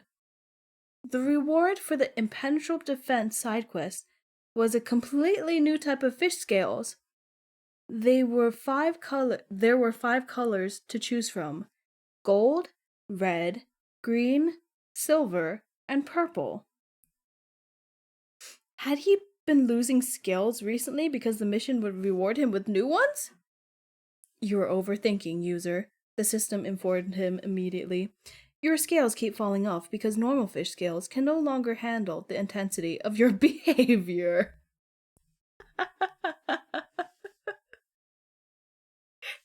So you keep acting out. Oh no. Oh. Since the fish scamming system wasn't trying to hide anything, Liu had to believe he really had messed around too much, and his scales couldn't stand it anymore. But I haven't really been moving around that vigorously, Liu thought, without any self-awareness, forgetting that he was constantly jumping up and down across Prince Jing's room. The system informed him that the strength of the new fish scales would be better, and once they'd been replaced, they would not fall off. Liu was extremely happy to collect his reward, but his new scales were so different from his original scales. Only koi had flashy colors like that, and if he had them, did it mean that he could actually become a koi fish? He was just a little curious. That stutter was in the book. He was just a little curious. He definitely wanted to turn into a human at the end. The system only said, "There is no need to worry, user." Oh? Liu became more alert. Usually when the system told him not to worry, he was about to get scammed. He was used to it by now, but he was afraid that his tyrant master, who had been a little colder to him recently, would suddenly grow suspicious of him. But since his original scales kept falling off, he might as well use the new ones that had just arrived at his doorstep. User, please choose a color and confirm your reward. Such bright colors. They're all about the same anyway, right? Against his conscience, Liu picked the color closest to that of a koi. gold. The system forced him out after he confirmed his selection. How rude! After returning to reality, Liu glanced at his body, but his scales were still as gray as before. Did the reward not take effect yet? When he raised his tail, a row of scales fell right off. Liu was incredibly embarrassed. Since they're falling off like this, will my tail be bald first? He glanced at his tail and suddenly froze. There was a touch of gold peeking out of his originally gray-black fishtail. Wang Ji brought some people over to change the water for Liu. He was chasing his tail in circles when he heard Wang Gonggong gasp. Your Highness, look! Wang Gonggong cried out in surprise. Prince Jing rushed over at once. Liu, with his gray-black tail, and its gleamed, and its, oh my god. Liu, with his gray-black tail and its gleam of gold, swam around pretentiously. Your Highness, the servant has only seen koi with this shade of gold before. Wang Ji had always thought that master fish was smart, definitely not an ordinary fish. But could it be that he was actually a koi carp? Even though his body wasn't really shaped like one? Prince Jing himself had never seen such a thing before. When he took a closer look at Xiao Yu's tail, he saw that there were new fish scales growing from where the old ones had fallen off, and some of those new fish scales were golden. Prince Jing had already determined that Xiao Yu was a carp spirit. Since he could turn into human, turning into a koi was nothing. After all, koi were a kind of fish. Prince Jing immediately accepted this new development and calmly ordered Wang Ji to take meticulous care of Xiao Yu. Liu was surprised and happy that Prince Jing didn't seem to suspect anything. Was this what the system meant when it told him not to worry? It was rare for the fish scamming system to do anything good. With that, his new scales started to come in to replace the old. Imperial physician Zhu had said most fish didn't shed scales, but it wasn't an absolute statement, so Xiao Yu could just be a type of fish that did shed. He just decides.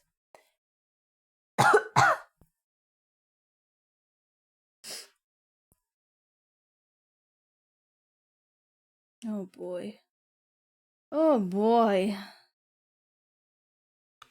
When is the suck coming in? When is the suck happening? When he saw other scales falling off, Liu's entire mentality changed. They were probably falling off because he was doing away with the old fish scales to make space for the new ones. He was excited to see what he would look like after his new fish scales came in. A day later, he had a whole new look. His overall body was still black, but there were many golden scales on his stomach and his tail. The system must have elected to just add his original body color, he thought. Though it wasn't the whole body gold refurbishing Liu had imagined, the black gold coloring was still quite distinguished. In any case, when the main quest, Tyrant's Priceless Pet Fish, was complete, there was a side quest called Turn into a Koi, still waiting for him. Perhaps he'd still be able to change when that came around. The little carp, who was trying his hardest to turn into a koi, hid in the leaf blanket and giggled to himself. He's fucking kicking his feet. He'd practically had a makeover. Since Prince Jing accepted it, the servants wouldn't gossip about it amongst themselves, and Liu was even less worried about the rest of the people in Prince Jing's residence. He was only growing golden scales on inconspicuous parts of his body, like his tail and his stomach. And most people didn't have the chance to approach his tank, so they may not have even seen his original appearance. What he didn't know was that when Prince Jing saw his new coloring, in order to prevent gossip, he ordered Wang Ji to make everyone in the residence, recount the same story. That Xiao Yu was descended from koi. He managed to cover up the whole situation for Xiao Yu impeccably. Now that he completed the side quest, Liu started thinking about the main quest again. After his scales stopped changing, he didn't lose any more, but his tyrant master still treated him a little coldly. He wasn't keeping his distance. Liu could sense that his master still loved to spoil him. He would pat his head and watch him swim around, and often just silently gazed at him. But he wouldn't rub at him anymore, like he did in the past, even though Liu looked so much more distinguished now. Did a distinguished fish not deserve to be rubbed? Oh boy. Phrasing, my man. Yesterday, some books had been sent over from Chang'an Manor. For some reason, Prince Jing seemed to be extremely interested in these books, immersing himself in them while he was in the room, and rubbed Liu even less. If Prince Jing didn't rub him, how was a fish supposed to finish his missions? The little carp jumped out of the crystal fish tank.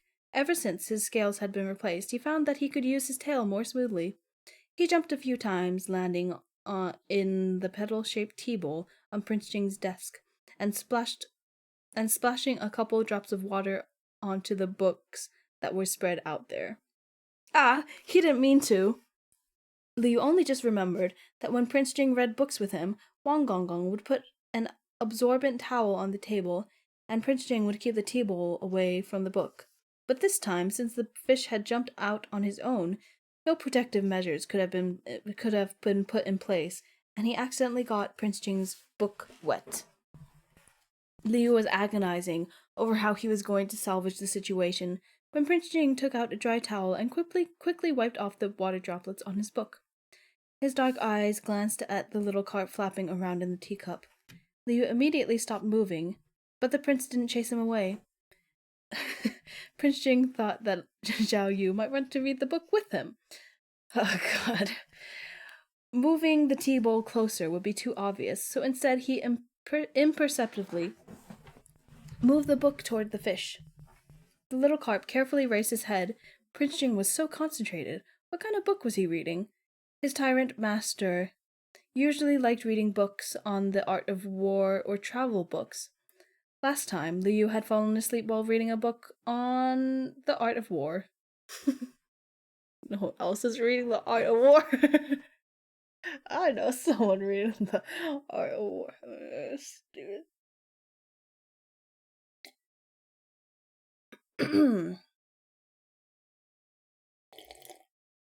Someone gay reading the art of war. Someone gay and gay.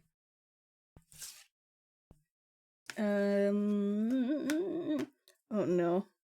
The little carp glanced at the black title written clearly on the white cover. This time the book was The Tale of the White Snake. Huh. Liu recalled that his original world had the legend of the white snake. So what was the tale of the white snake? Liu started reading the book, curious. The general premise seemed to be that the white snake's spirit fell in love with a passing scholar and transformed into a human so she could marry him. Liu guessed that this was a folk tale. When he started reading, the white snake and the scholar had already exchanged wedding vows. The white snake was confessing her true identity as a snake spirit, and she said softly to the scholar, "Husband, us Yao all need to absorb essence." Oh no. Oh no. Li was perplexed. It was difficult for him to read ancient books, but Prince Jing could read 10 lines at a glance. Before Liu could read how the snake absorbed essence, Prince Jing had already hurriedly turned the page. On the second night, the white snake spirit once again said gently, "Beloved, us Yao need to absorb essence every day as essence what? Beloved, us Yao need to absorb essence today as well."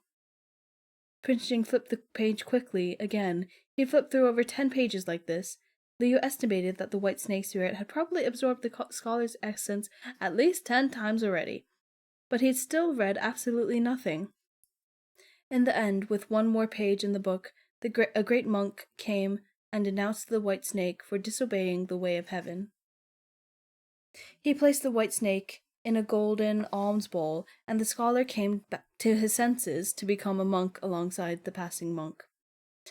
Huh, this is quite similar to the legend of the white snake, Liu thought. But why was there so much stuff about absorbing essence and pair cultivation instead of the other plot lines? Prince Jing closed the book. For some reason, Liu felt like his tyrant master's ears had turned a bit red. Perhaps Prince Jing didn't like the ending of this book because he immediately started another one. Liu glanced at the title, and it was called The Legend of the Fox Spirit. It was probably about a fox spirit that fell in love with a scholar and asked to pair cultivate when she went to his room in the middle of the night. The fox spirit was more powerful than the white snake spirit.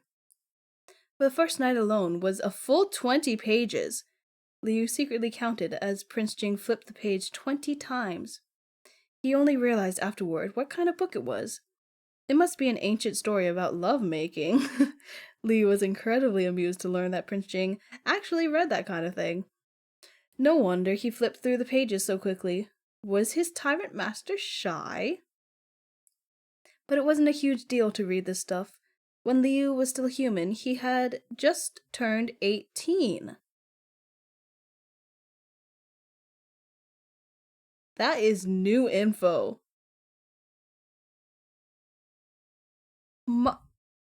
That is very new information.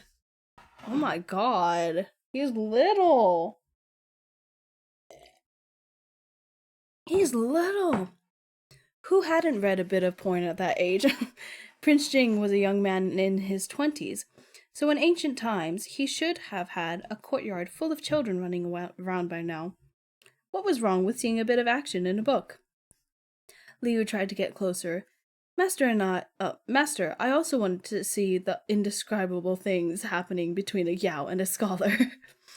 Prince Jing had just closed the second book when he saw his carp spirit reaching his head out trying to get closer.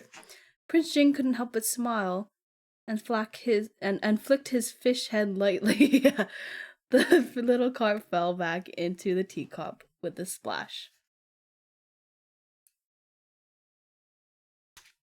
That's a scene break.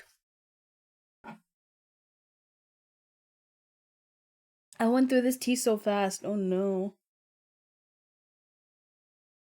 Night had fallen. Liu wanted to secretly complete his main mission on this dark and windy night. The main mission, Tyrant's priceless pet fish, was almost complete. All he had to do was rub his fish lips against Prince Jing's. Oh yeah, sure, your fish lips. Okay. He had put it off. He had put it off recently because he was either trying to save people or losing his scales. But now it was time to finish up the main quest. Liu waited quietly in his crystal fish tank for Prince Jing to fall asleep. He waited a long time after there was no more movement from the sleeping prince. Then he jumped out of the fish tank toward Prince Jing's bed. He was already quite familiar with this route. He arrived at Prince Jing's pillow without a problem. He remembered that Prince Jing didn't blame him for getting his book wet during the day, so he was, for some reason, equally confident that Prince Jing wouldn't blame him if he got his pillow wet this time. The little carp jumped into the jade pillow, aimed towards Prince Jing's face, and stuck his fishy lips out. Is this the fish suck? Okay. He would never do this in human form because it was too shameless, but he could afford to be shameless when he was a fish. Prince Jing was a little sleepy at first, but after he realized that Xiao Yu was a carp spirit, and especially after he started losing his scales, it was hard for him to not pay attention to the fish in the tank at night, aware of all his movements. He'd gotten into the habit of getting up to take a look at his fish after it fell asleep, and even though the scale loss issue had been resolved, this habit hadn't changed yet. When the little carp jumped into the bed, Prince Jing was just about to fall asleep, but he suddenly heard a few flaps of a tail quite clearly. Prince Jing was wide awake at once, and he continued to listen. What was Xiao Yu going to do? Would he turn into a human? The sound of the fishtail was getting closer and closer, and Prince Jing was certain that Xiao Yu was coming toward his bed. When the fish jumped out onto his jade pillow, a tiny droplet of water landed on Prince Jing's face. But, in his excitement, the little carp failed to notice. Prince Jing didn't move either. He had been observing the carp spirit in secret for the past couple of days, but he hadn't learned anything yet. If he woke up right now, Xiao Yu would definitely be embarrassed. If he continued to pretend to sleep, he might be able to figure out the fish's goal. He could feel that the other party, surrounded by an aura of water, was getting closer.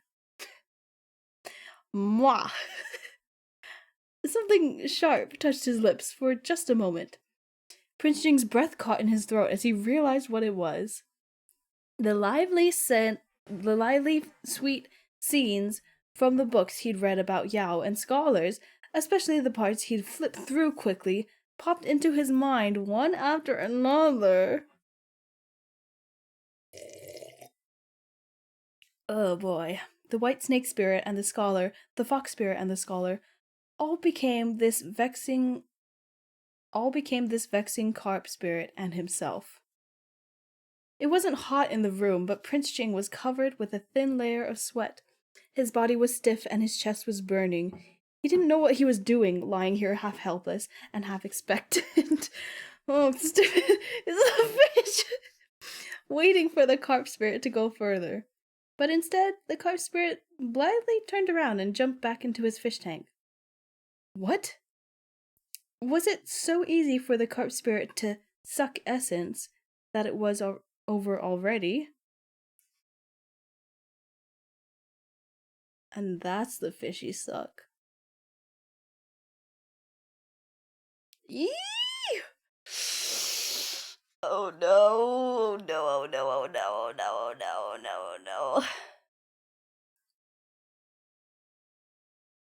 oh no.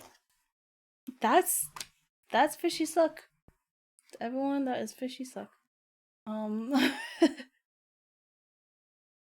It is. I think I'm gonna have to stop here though. But I don't know. I'm worried about next stream, about me being able to actually finish it in next stream. Otherwise, I'm just gonna have like one chapter left, and then I'm gonna. That's not okay. Oh boy. Oh boy. What if we like get through like half of this next chapter, and then, or maybe we'll just finish it. I don't know. I don't know. Oh man. Because the next chapter will be 34 out of 38, and that means I'd be reading 5 chapters.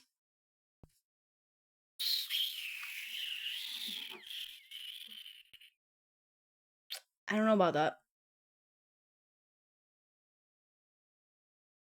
So I think I can go for a little longer. Maybe at least just half of this next chapter. I will need more tea though, so I will break real quick, come back, and we'll continue on to the next chapter, which is called Drunk Fishy. So we can look forward to that. I will be right back.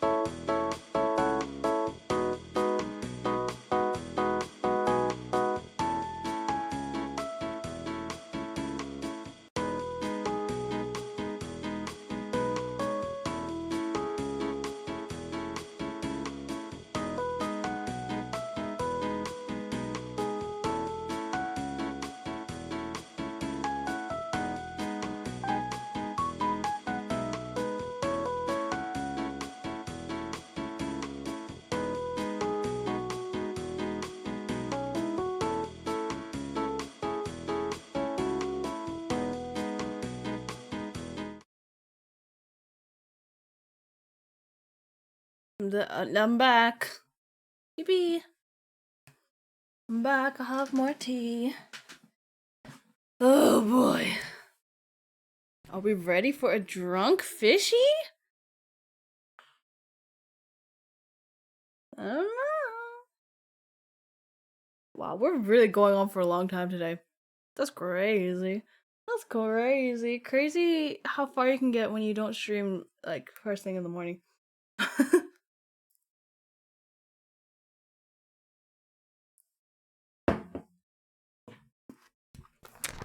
Drunk fishy, drunk fishy, drunk fishy, drunk fishy. No. No, no, no, no, no, no, no, no, no. Sorry, I'm reading ahead a little. Oh my god.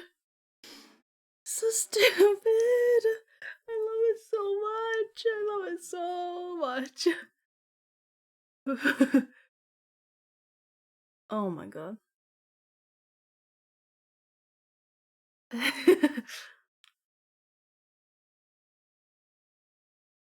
Oh shit. I'm reading without you. Lol, lol, lol, lol. Sucks to suck, I guess. No, I'm waiting for my tea to cool down before I start again. But I am still reading ahead.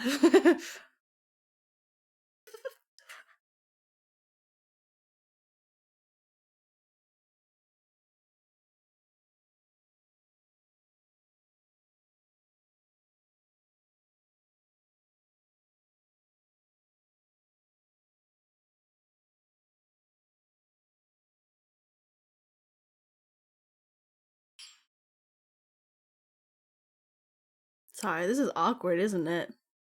Yeah, how's your day going? Tell me about your day. Hey, like, comment, subscribe. I don't know. I seriously need my tea to cool down a little bit. I say this every time, but I have EDS, so that means all my connective tissue is fucked up. And you know what your throat is? A lot of connective tissue. So I get sore throat so easily. I have issues with my throat all the time. And like my throat and nose, you know how they're connected? Mine are like uber connected.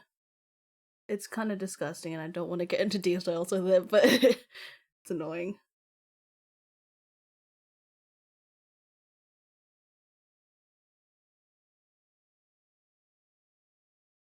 And yet here I am. Here I am.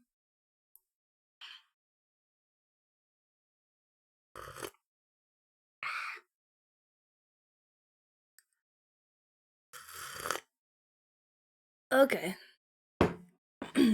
Chapter 34 Drunk Fishy. Having successfully stolen a lip rub from his tyrant master, Liu felt like there were fireworks going off inside his heart. He'd kissed his master's lips before, but perhaps because he was concentrating so hard this time, he felt like he'd gotten a bit lost in it. He jumped back into the fish tank in a silly, elated daze, only to find that the last step of Tyrant's Priceless Pet Fish, the intimate contact with the Tyrant mission that he was expecting to be done with, wasn't marked as complete. Lee was stressed. Had he been wrong from the beginning? Did pressing his lips against Prince Jing's not count toward the mission? At last the system couldn't take it anymore and spoke up to give him a hint. User, you've performed this action before. Repeated actions are not valid. Oh. So since they touched lips before, it didn't count if they touched lips again? Liu was very angry. He had done it by accident before, but this time he'd been really focused and deliberate. He meant it this time. If repeats weren't allowed, why didn't the system tell him so sooner? There was no repetition before you made your move, sir. What? Why did I say sir? User, the system told him. Liu couldn't be more disappointed. Fine. Oh, no, this is Oh no, this is thoughts. Fine, you're the fish scamming system. Of course you're right. He thought the last quest would go nice and smoothly, that he'd be able to collect his reward immediately and get rid of the koi side quest. Instead, the fish scamming system had given him an obstacle. If kissing didn't work, how else was he supposed to have intimate contact with the Tyrant Master? I wonder. Maybe he could learn from those books a little.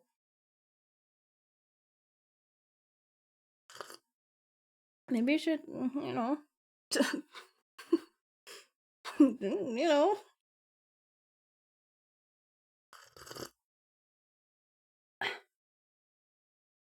User, please think for yourself. The system was way too annoying. He was so close too. Liu was so pissed off at the fish scamming system that he blew bubbles all night. When he woke up in the morning, his eyes felt a little sore. He saw that Prince Jing had dark circles as well, which meant he didn't sleep well either. He and his master were in the same boat. When a servant came to make the bed, he found the water stains and the little carp left behind on the pillow. The little carp left behind on the pillow, and that the mattress was slightly wet. The servant promptly reported it to Prince Jing, who just waved his hand at him and had the servant change his bed. Hmm. hmm. Liu had been confident about jumping onto the bed before he attempted his mission, but now he was even more so. Prince Jing had to be aware. Prince Jing had to be aware that he'd hopped over there at night, but he wasn't angry. This meant he could continue to visit him at night from now on, right? Unfortunately, he still hadn't figured out what entailed actual, proper, intimate contact, even after thinking all night. It wasn't that he couldn't think of anything at all, it was that there were so many places a fish could rub up against. No! Oh, why would you say that? With each option more shameless than the last, Liu had to pick one that was not too shameful, but had also never been done before, which was the hard part. Of course it was. But there's another hard part that's going. And some tea.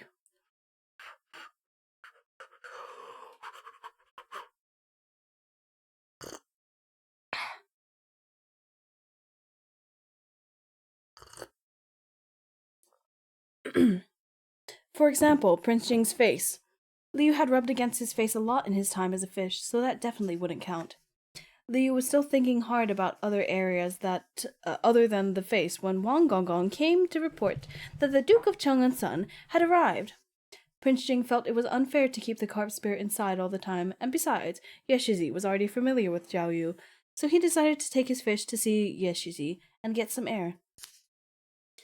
Ye Qinghuan was still delighted with his recent success.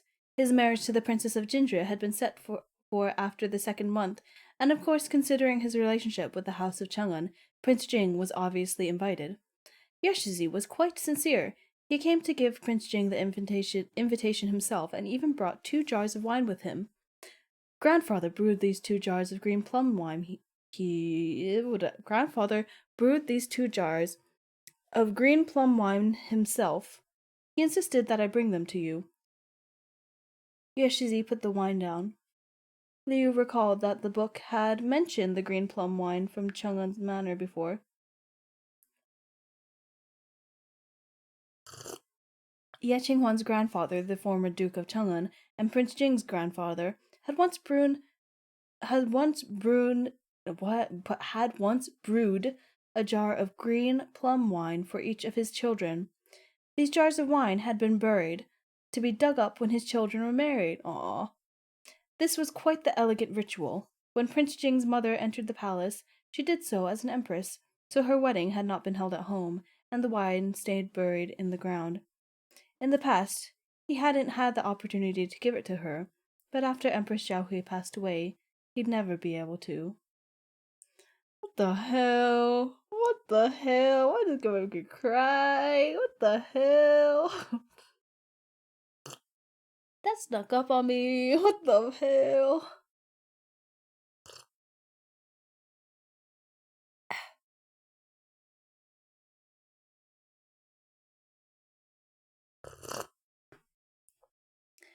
The former Duke of Chang'an had now brewed wine for his grandchildren, so he asked Ye Qinghuan to take his own jar as well as Empress Xiaohui's.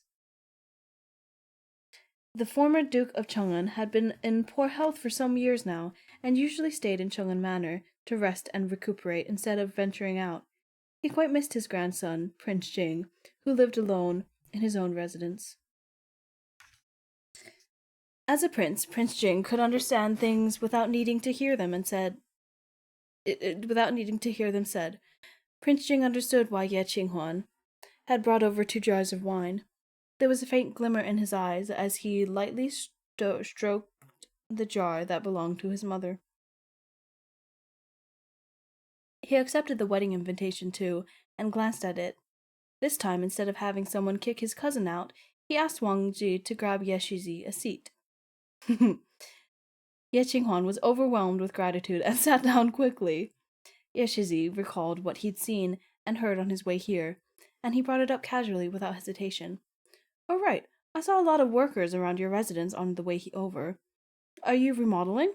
"I knew it. I knew he was making a pun. Or something. Or something?"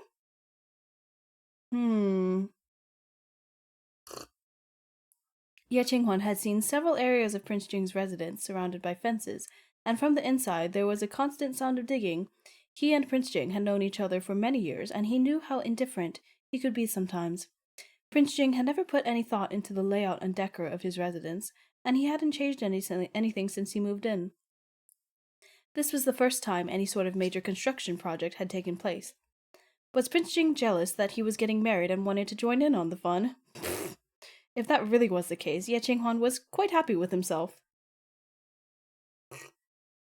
Prince Jing shot a sideways glance at Wang Ji, who stepped forward and ruthlessly shattered Ye Shizi's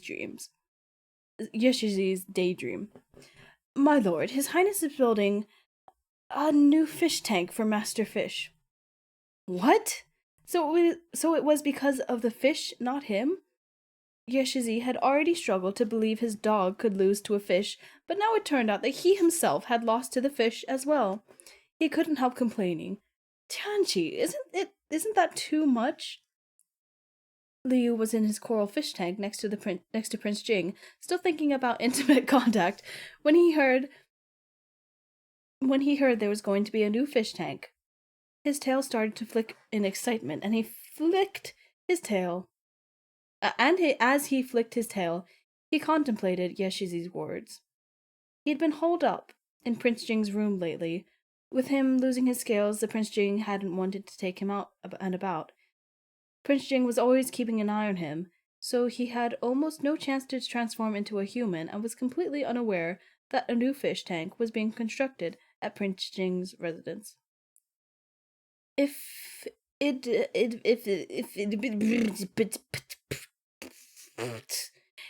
it'd been a new courtyard he was building, Liu wouldn't have been able to tell who it was for. But since it was a new fish tank, it must be for him. Prince Jing only had one fish. Sob sob. Even though the Tyrant Master didn't pet him anymore, he still treated him so well. Liu squeezed out a bit of water from his fish eyes. Stop. Liu squeezed out a bit of water from his fish eyes and swam to Prince Jing's hand, using his mouth to bump against Prince Jing's finger. Prince Jing was half listening to Ye Qinghuan complain when, out of the corner of his eye, he glimpsed a dark shadow swimming over in the fish tank.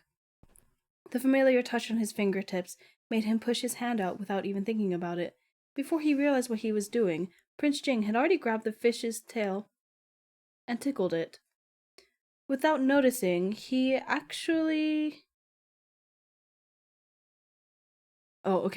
Without noticing, he actually... to the carp spirit. Prince Jing immediately regretted it. It was one thing to have done it in the past, when he didn't know any better, but now that he did know, he shouldn't have touched the fish so casually. But the fish was swimming in circles in his palm. Prince Jing had stopped moving, but the fish's silky tail was still gliding between his fingers. He'd been raising Zhao Yu for so long, he knew that this meant he was happy. It seemed like Zhao Yu didn't mind it. In fact, he seemed to like it quite a lot. Slowly, a smile appeared on Prince Jing's face. Did that mean Zhao Yu had the same hopes that he did, that they could just continue like this? He had been feeling melancholy over the thought of never having met his mother. But now that sadness was swept away by Zhao Yu's tale. Prince Jing didn't take his hand back any more. Liu was thrilled. Ah, he's petting me again. Yeshizi was about to get married, so he was much bolder than before. Feeling like he was being neglected, he complained directly to the prince, but when he turned around, Prince Jing was focused on petting his fish, and he hadn't heard anything he said. Wasn't that actually? Give me 1 second. I don't know if I locked the door or not.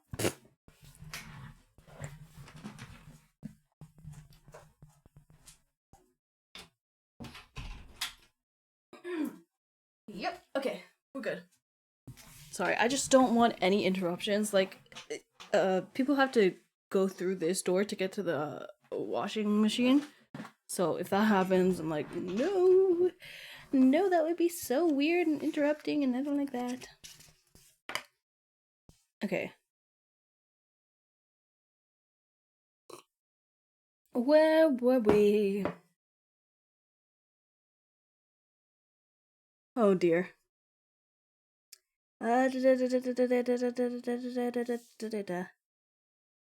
Yeshizi was about to get married, so he was much bolder than before.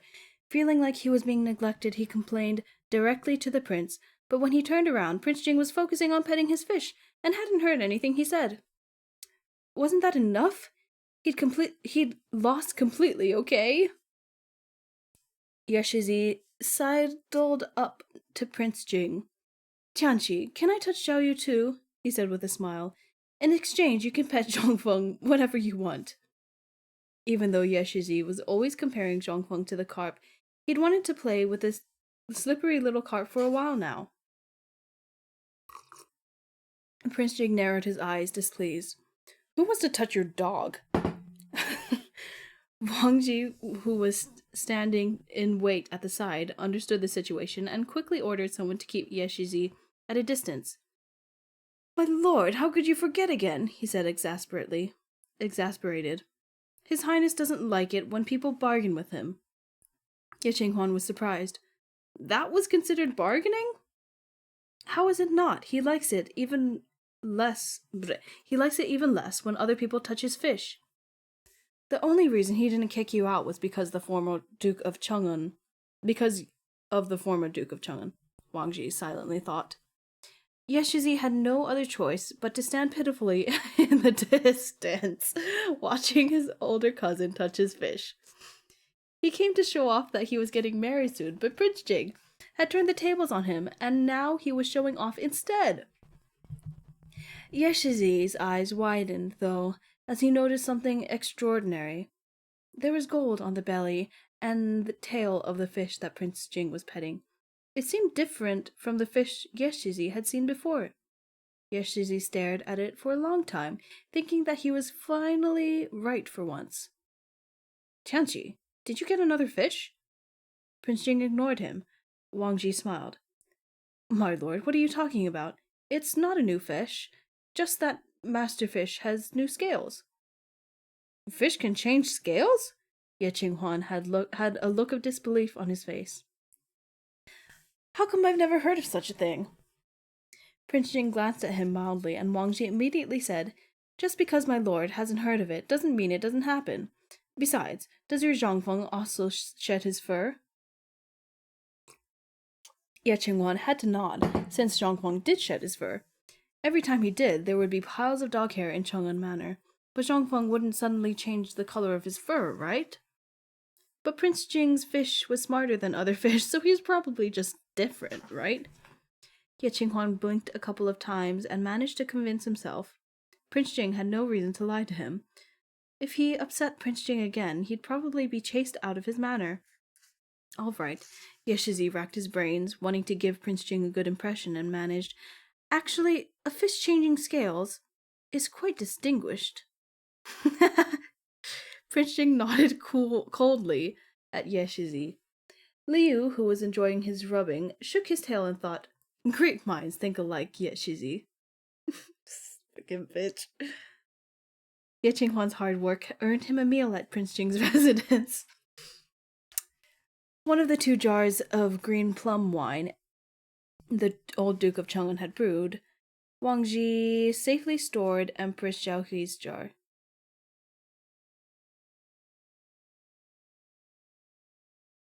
Of the 2, sorry, that confused me so much for a bit. Oh my god, we're layered. I looked at it and I thought, where am I? My kitty, where's my kitty? And then it was behind Caleb.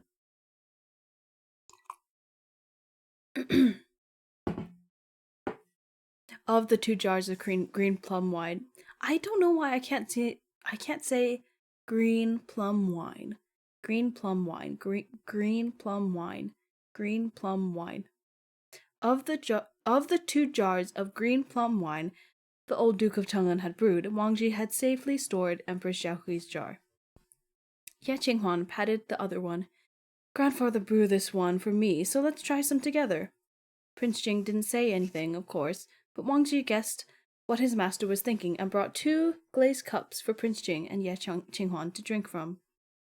The jar was opened, and the sweetness of green plum wafted out, followed by the mellow aroma of the alcohol. Wang Ji used a long-handled silver ladle to scoop out the green plums at the bottom of the jar and place them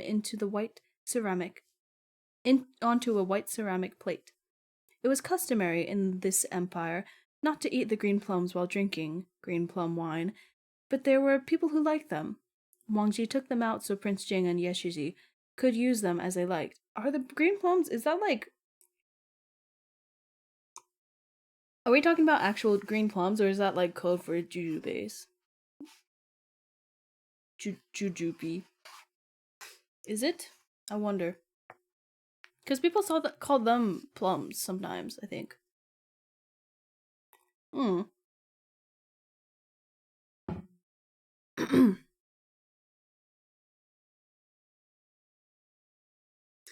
Wang Ji took them out so Prince Jing and Yeshizi could use them as they liked. Liu's coral fish tank was also on the table.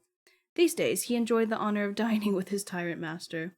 While Wang Ji was preparing the green plum wine, Prince Jing had already given Xiao Yu a handful of red fish food and half a peach blossom pastry.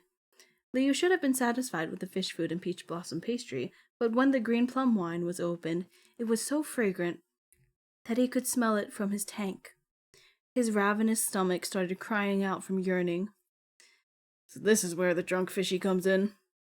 Liu held a piece of peach blossom pastry in his mouth and floated to the surface of the water, sniffing the aroma of the green plum wine. Sob, he really wanted to drink the green plum wine, but Prince Jing definitely wouldn't give wine to a fish. He could at least watch Prince Jing and Yeshizi drink it, though, right? After Prince Jing fed his fish, he ate the remaining half of his peach blossom pastry. Ye Qinghuan looked on enviously. It had been foolish of him in the extreme, he thought, to suggest that Prince Jing might raise another fish. Wang Ji poured out the wine for the 2 of them. In the dainty, elegant glazed cups, the green plum wine...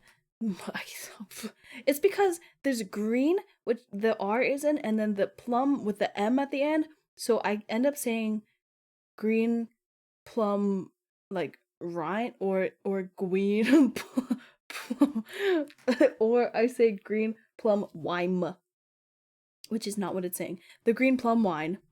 I'm gonna start over. Sorry, I got distracted, but let's start over. Wang Ji poured out the wine for the 2 of them. In the dainty, elegant glazed cups, the green plum wine looked like bejeweled nectar. Prince Jing looked down at the clear wine, his slender fingers fiddling with the cup lazily. He raised his cup and took a light sip. Across the table from him, Ye Qinghuan downed his cup in one gulp. Good wine. Ye Qinghuan rubbed his lips and smiled. He didn't need Wang Ji to pour more wine for him. He did it himself. Secretly watching them drink, Liu thought, Master is so handsome, so good-looking. Yeshizi really gulped that down? The scent of the green plum wine seemed to linger, tempting the fish immensely. Yeshizi's unrestrained enjoyment made him want to drink it even more. With the way Ye Qinghuan was drinking, Prince Jing had only finished 1 cup by the time Ye Qinghuan was downing his third. After the third cup, Ye Shizi's ears were a little red and his eyes unfocused. Tianqi, Ye Qinghuan said with a hiccup and a smile. Grandfather brew one for you too, so in the future. Prince Jing paused, put down his glass, and ordered Wang Ji to bring Ye Qinghuan some soup to sober up. Some people would just fall asleep when drunk, while others would blab about anything. Ye Shizi was in the middle. When he was drunk, he liked to gather people and talk a lot of nonsense. Ye Qinghuan noticed that, Prince Jing noticed that Ye Qinghuan was about to keel over, so he had no choice but to reach out to steady him. Only for Ye Qinghuan to grab onto him and start telling him about all the times his parents beat him for being a naughty child in the Chang'an household. He's trauma dumping. He just trauma dumps when he's drunk. Prince Jing listened in a daze for a long time. I'm trying to turn the page with tea in my hand. Okay. Liu knew that Prince Jing might have thought of his own childhood and was afraid that he might be sad, so he splashed the water a couple times. Prince Jing heard the noise and turned around to look at him. His expression was reassuring. It took Wang Ji a lot of effort to hold Ye Shizi down and make him drink the soup. Ye Shizi, who was still blabbering on, and then, out of nowhere, he said he didn't want to get married anymore. Uh-oh. Liu was surprised. Even as lively and bold a person as Ye Shizi could get nervous, huh? One should never judge a book by its cover. Well, it wasn't like Liu couldn't understand. Oh boy. Well, it wasn't like Liu couldn't understand. After all, Ye Qinghuan and the Princess of Jinjue had barely exchanged any words with each other, yet they were expected to get married and live together for the rest of their lives. It was normal to be a little lost. Perhaps the alcohol was an excuse for Ye Shizi to blurt out what he was too afraid to say to outsiders. Prince Jing couldn't understand Ye Shizi's feelings, and he wasn't good at taking care of drunks, so he had Wang Ji watch over Ye Qinghuan while he went back to his room with his fish. He noticed that Zhao Yu's eyes had been glued to his glazed cup the whole time, and thought maybe he wanted to try some. But green plum wine shouldn't be drunk so casually. Looking at how intoxicated Ye Qinghuan was, but Prince Jing was still willing to satisfy the carp's spirit's desires. He thought it over and took the plate of green plums that Wang Ji had taken out. If he just let him eat some green plums, rather than actually drink the alcohol, it should be fine. As soon as Liu saw that Prince Jing had brought the green plums along with him, he started flapping his tail happily. Was Prince Jing going to give him the green plums? He must be. Prince Jing returned to his room. When Prince Jing returned to his room, he put down the green plums first and saw the fish staring intently at them. Prince Jing smiled and put his fish down too. At that moment, Wang Ji caught up to them and said, "Your Highness, Ye Shizi doesn't seem to be feeling well. Do you want me to take a look at him?" In Prince Jing's residence, Wang Ji was usually the one in charge in Prince Jing's absence.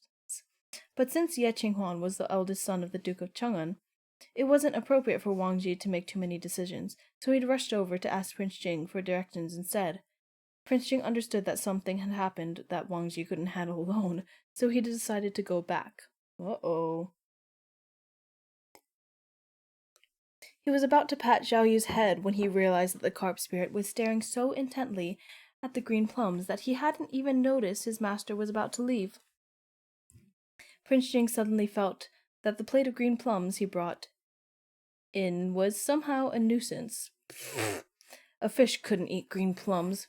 With that thought, Prince Jing suddenly remembered that he had been guarding Zhao Yu the entire time he was losing his scales for the past couple of days.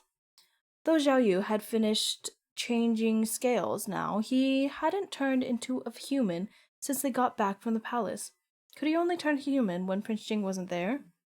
At first he was planning to mince the green plums and feed them to Zhao Yu, but he scrapped the idea, so he just left the plate of green plums there. But the carp spirit changed into a human. I wonder, it's not like I looked ahead of the illustrations. No. Prince Jing gave his fish a long, probing look before he rushed away to look after Yeshizi. Liu stayed in his fish tank for a bit, listening. After he was sure Prince Jing had left, he used his transformation skill. Of course. Of course.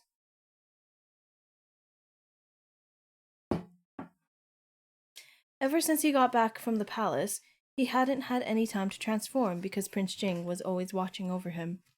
He was touched, but it wasn't very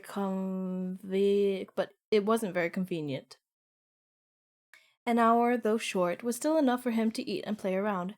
There was nothing important to deal with right now, so he could transform into a human solely to eat the green plums and satisfy his craving.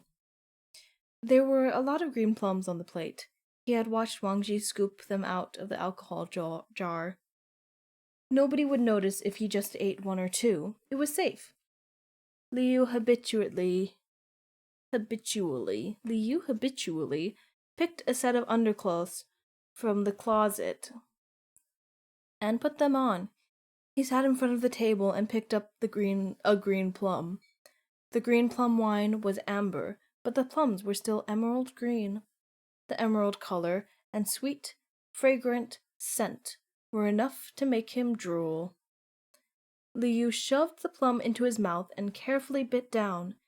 The green plum was sour, and there seemed to be a lot of alcohol left in the fruit.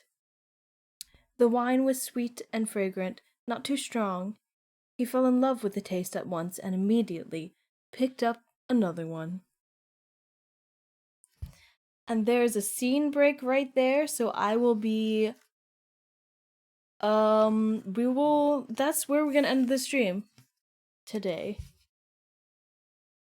And after that there's only a couple of pages left of the chapter, but I think that's a good place to end off today.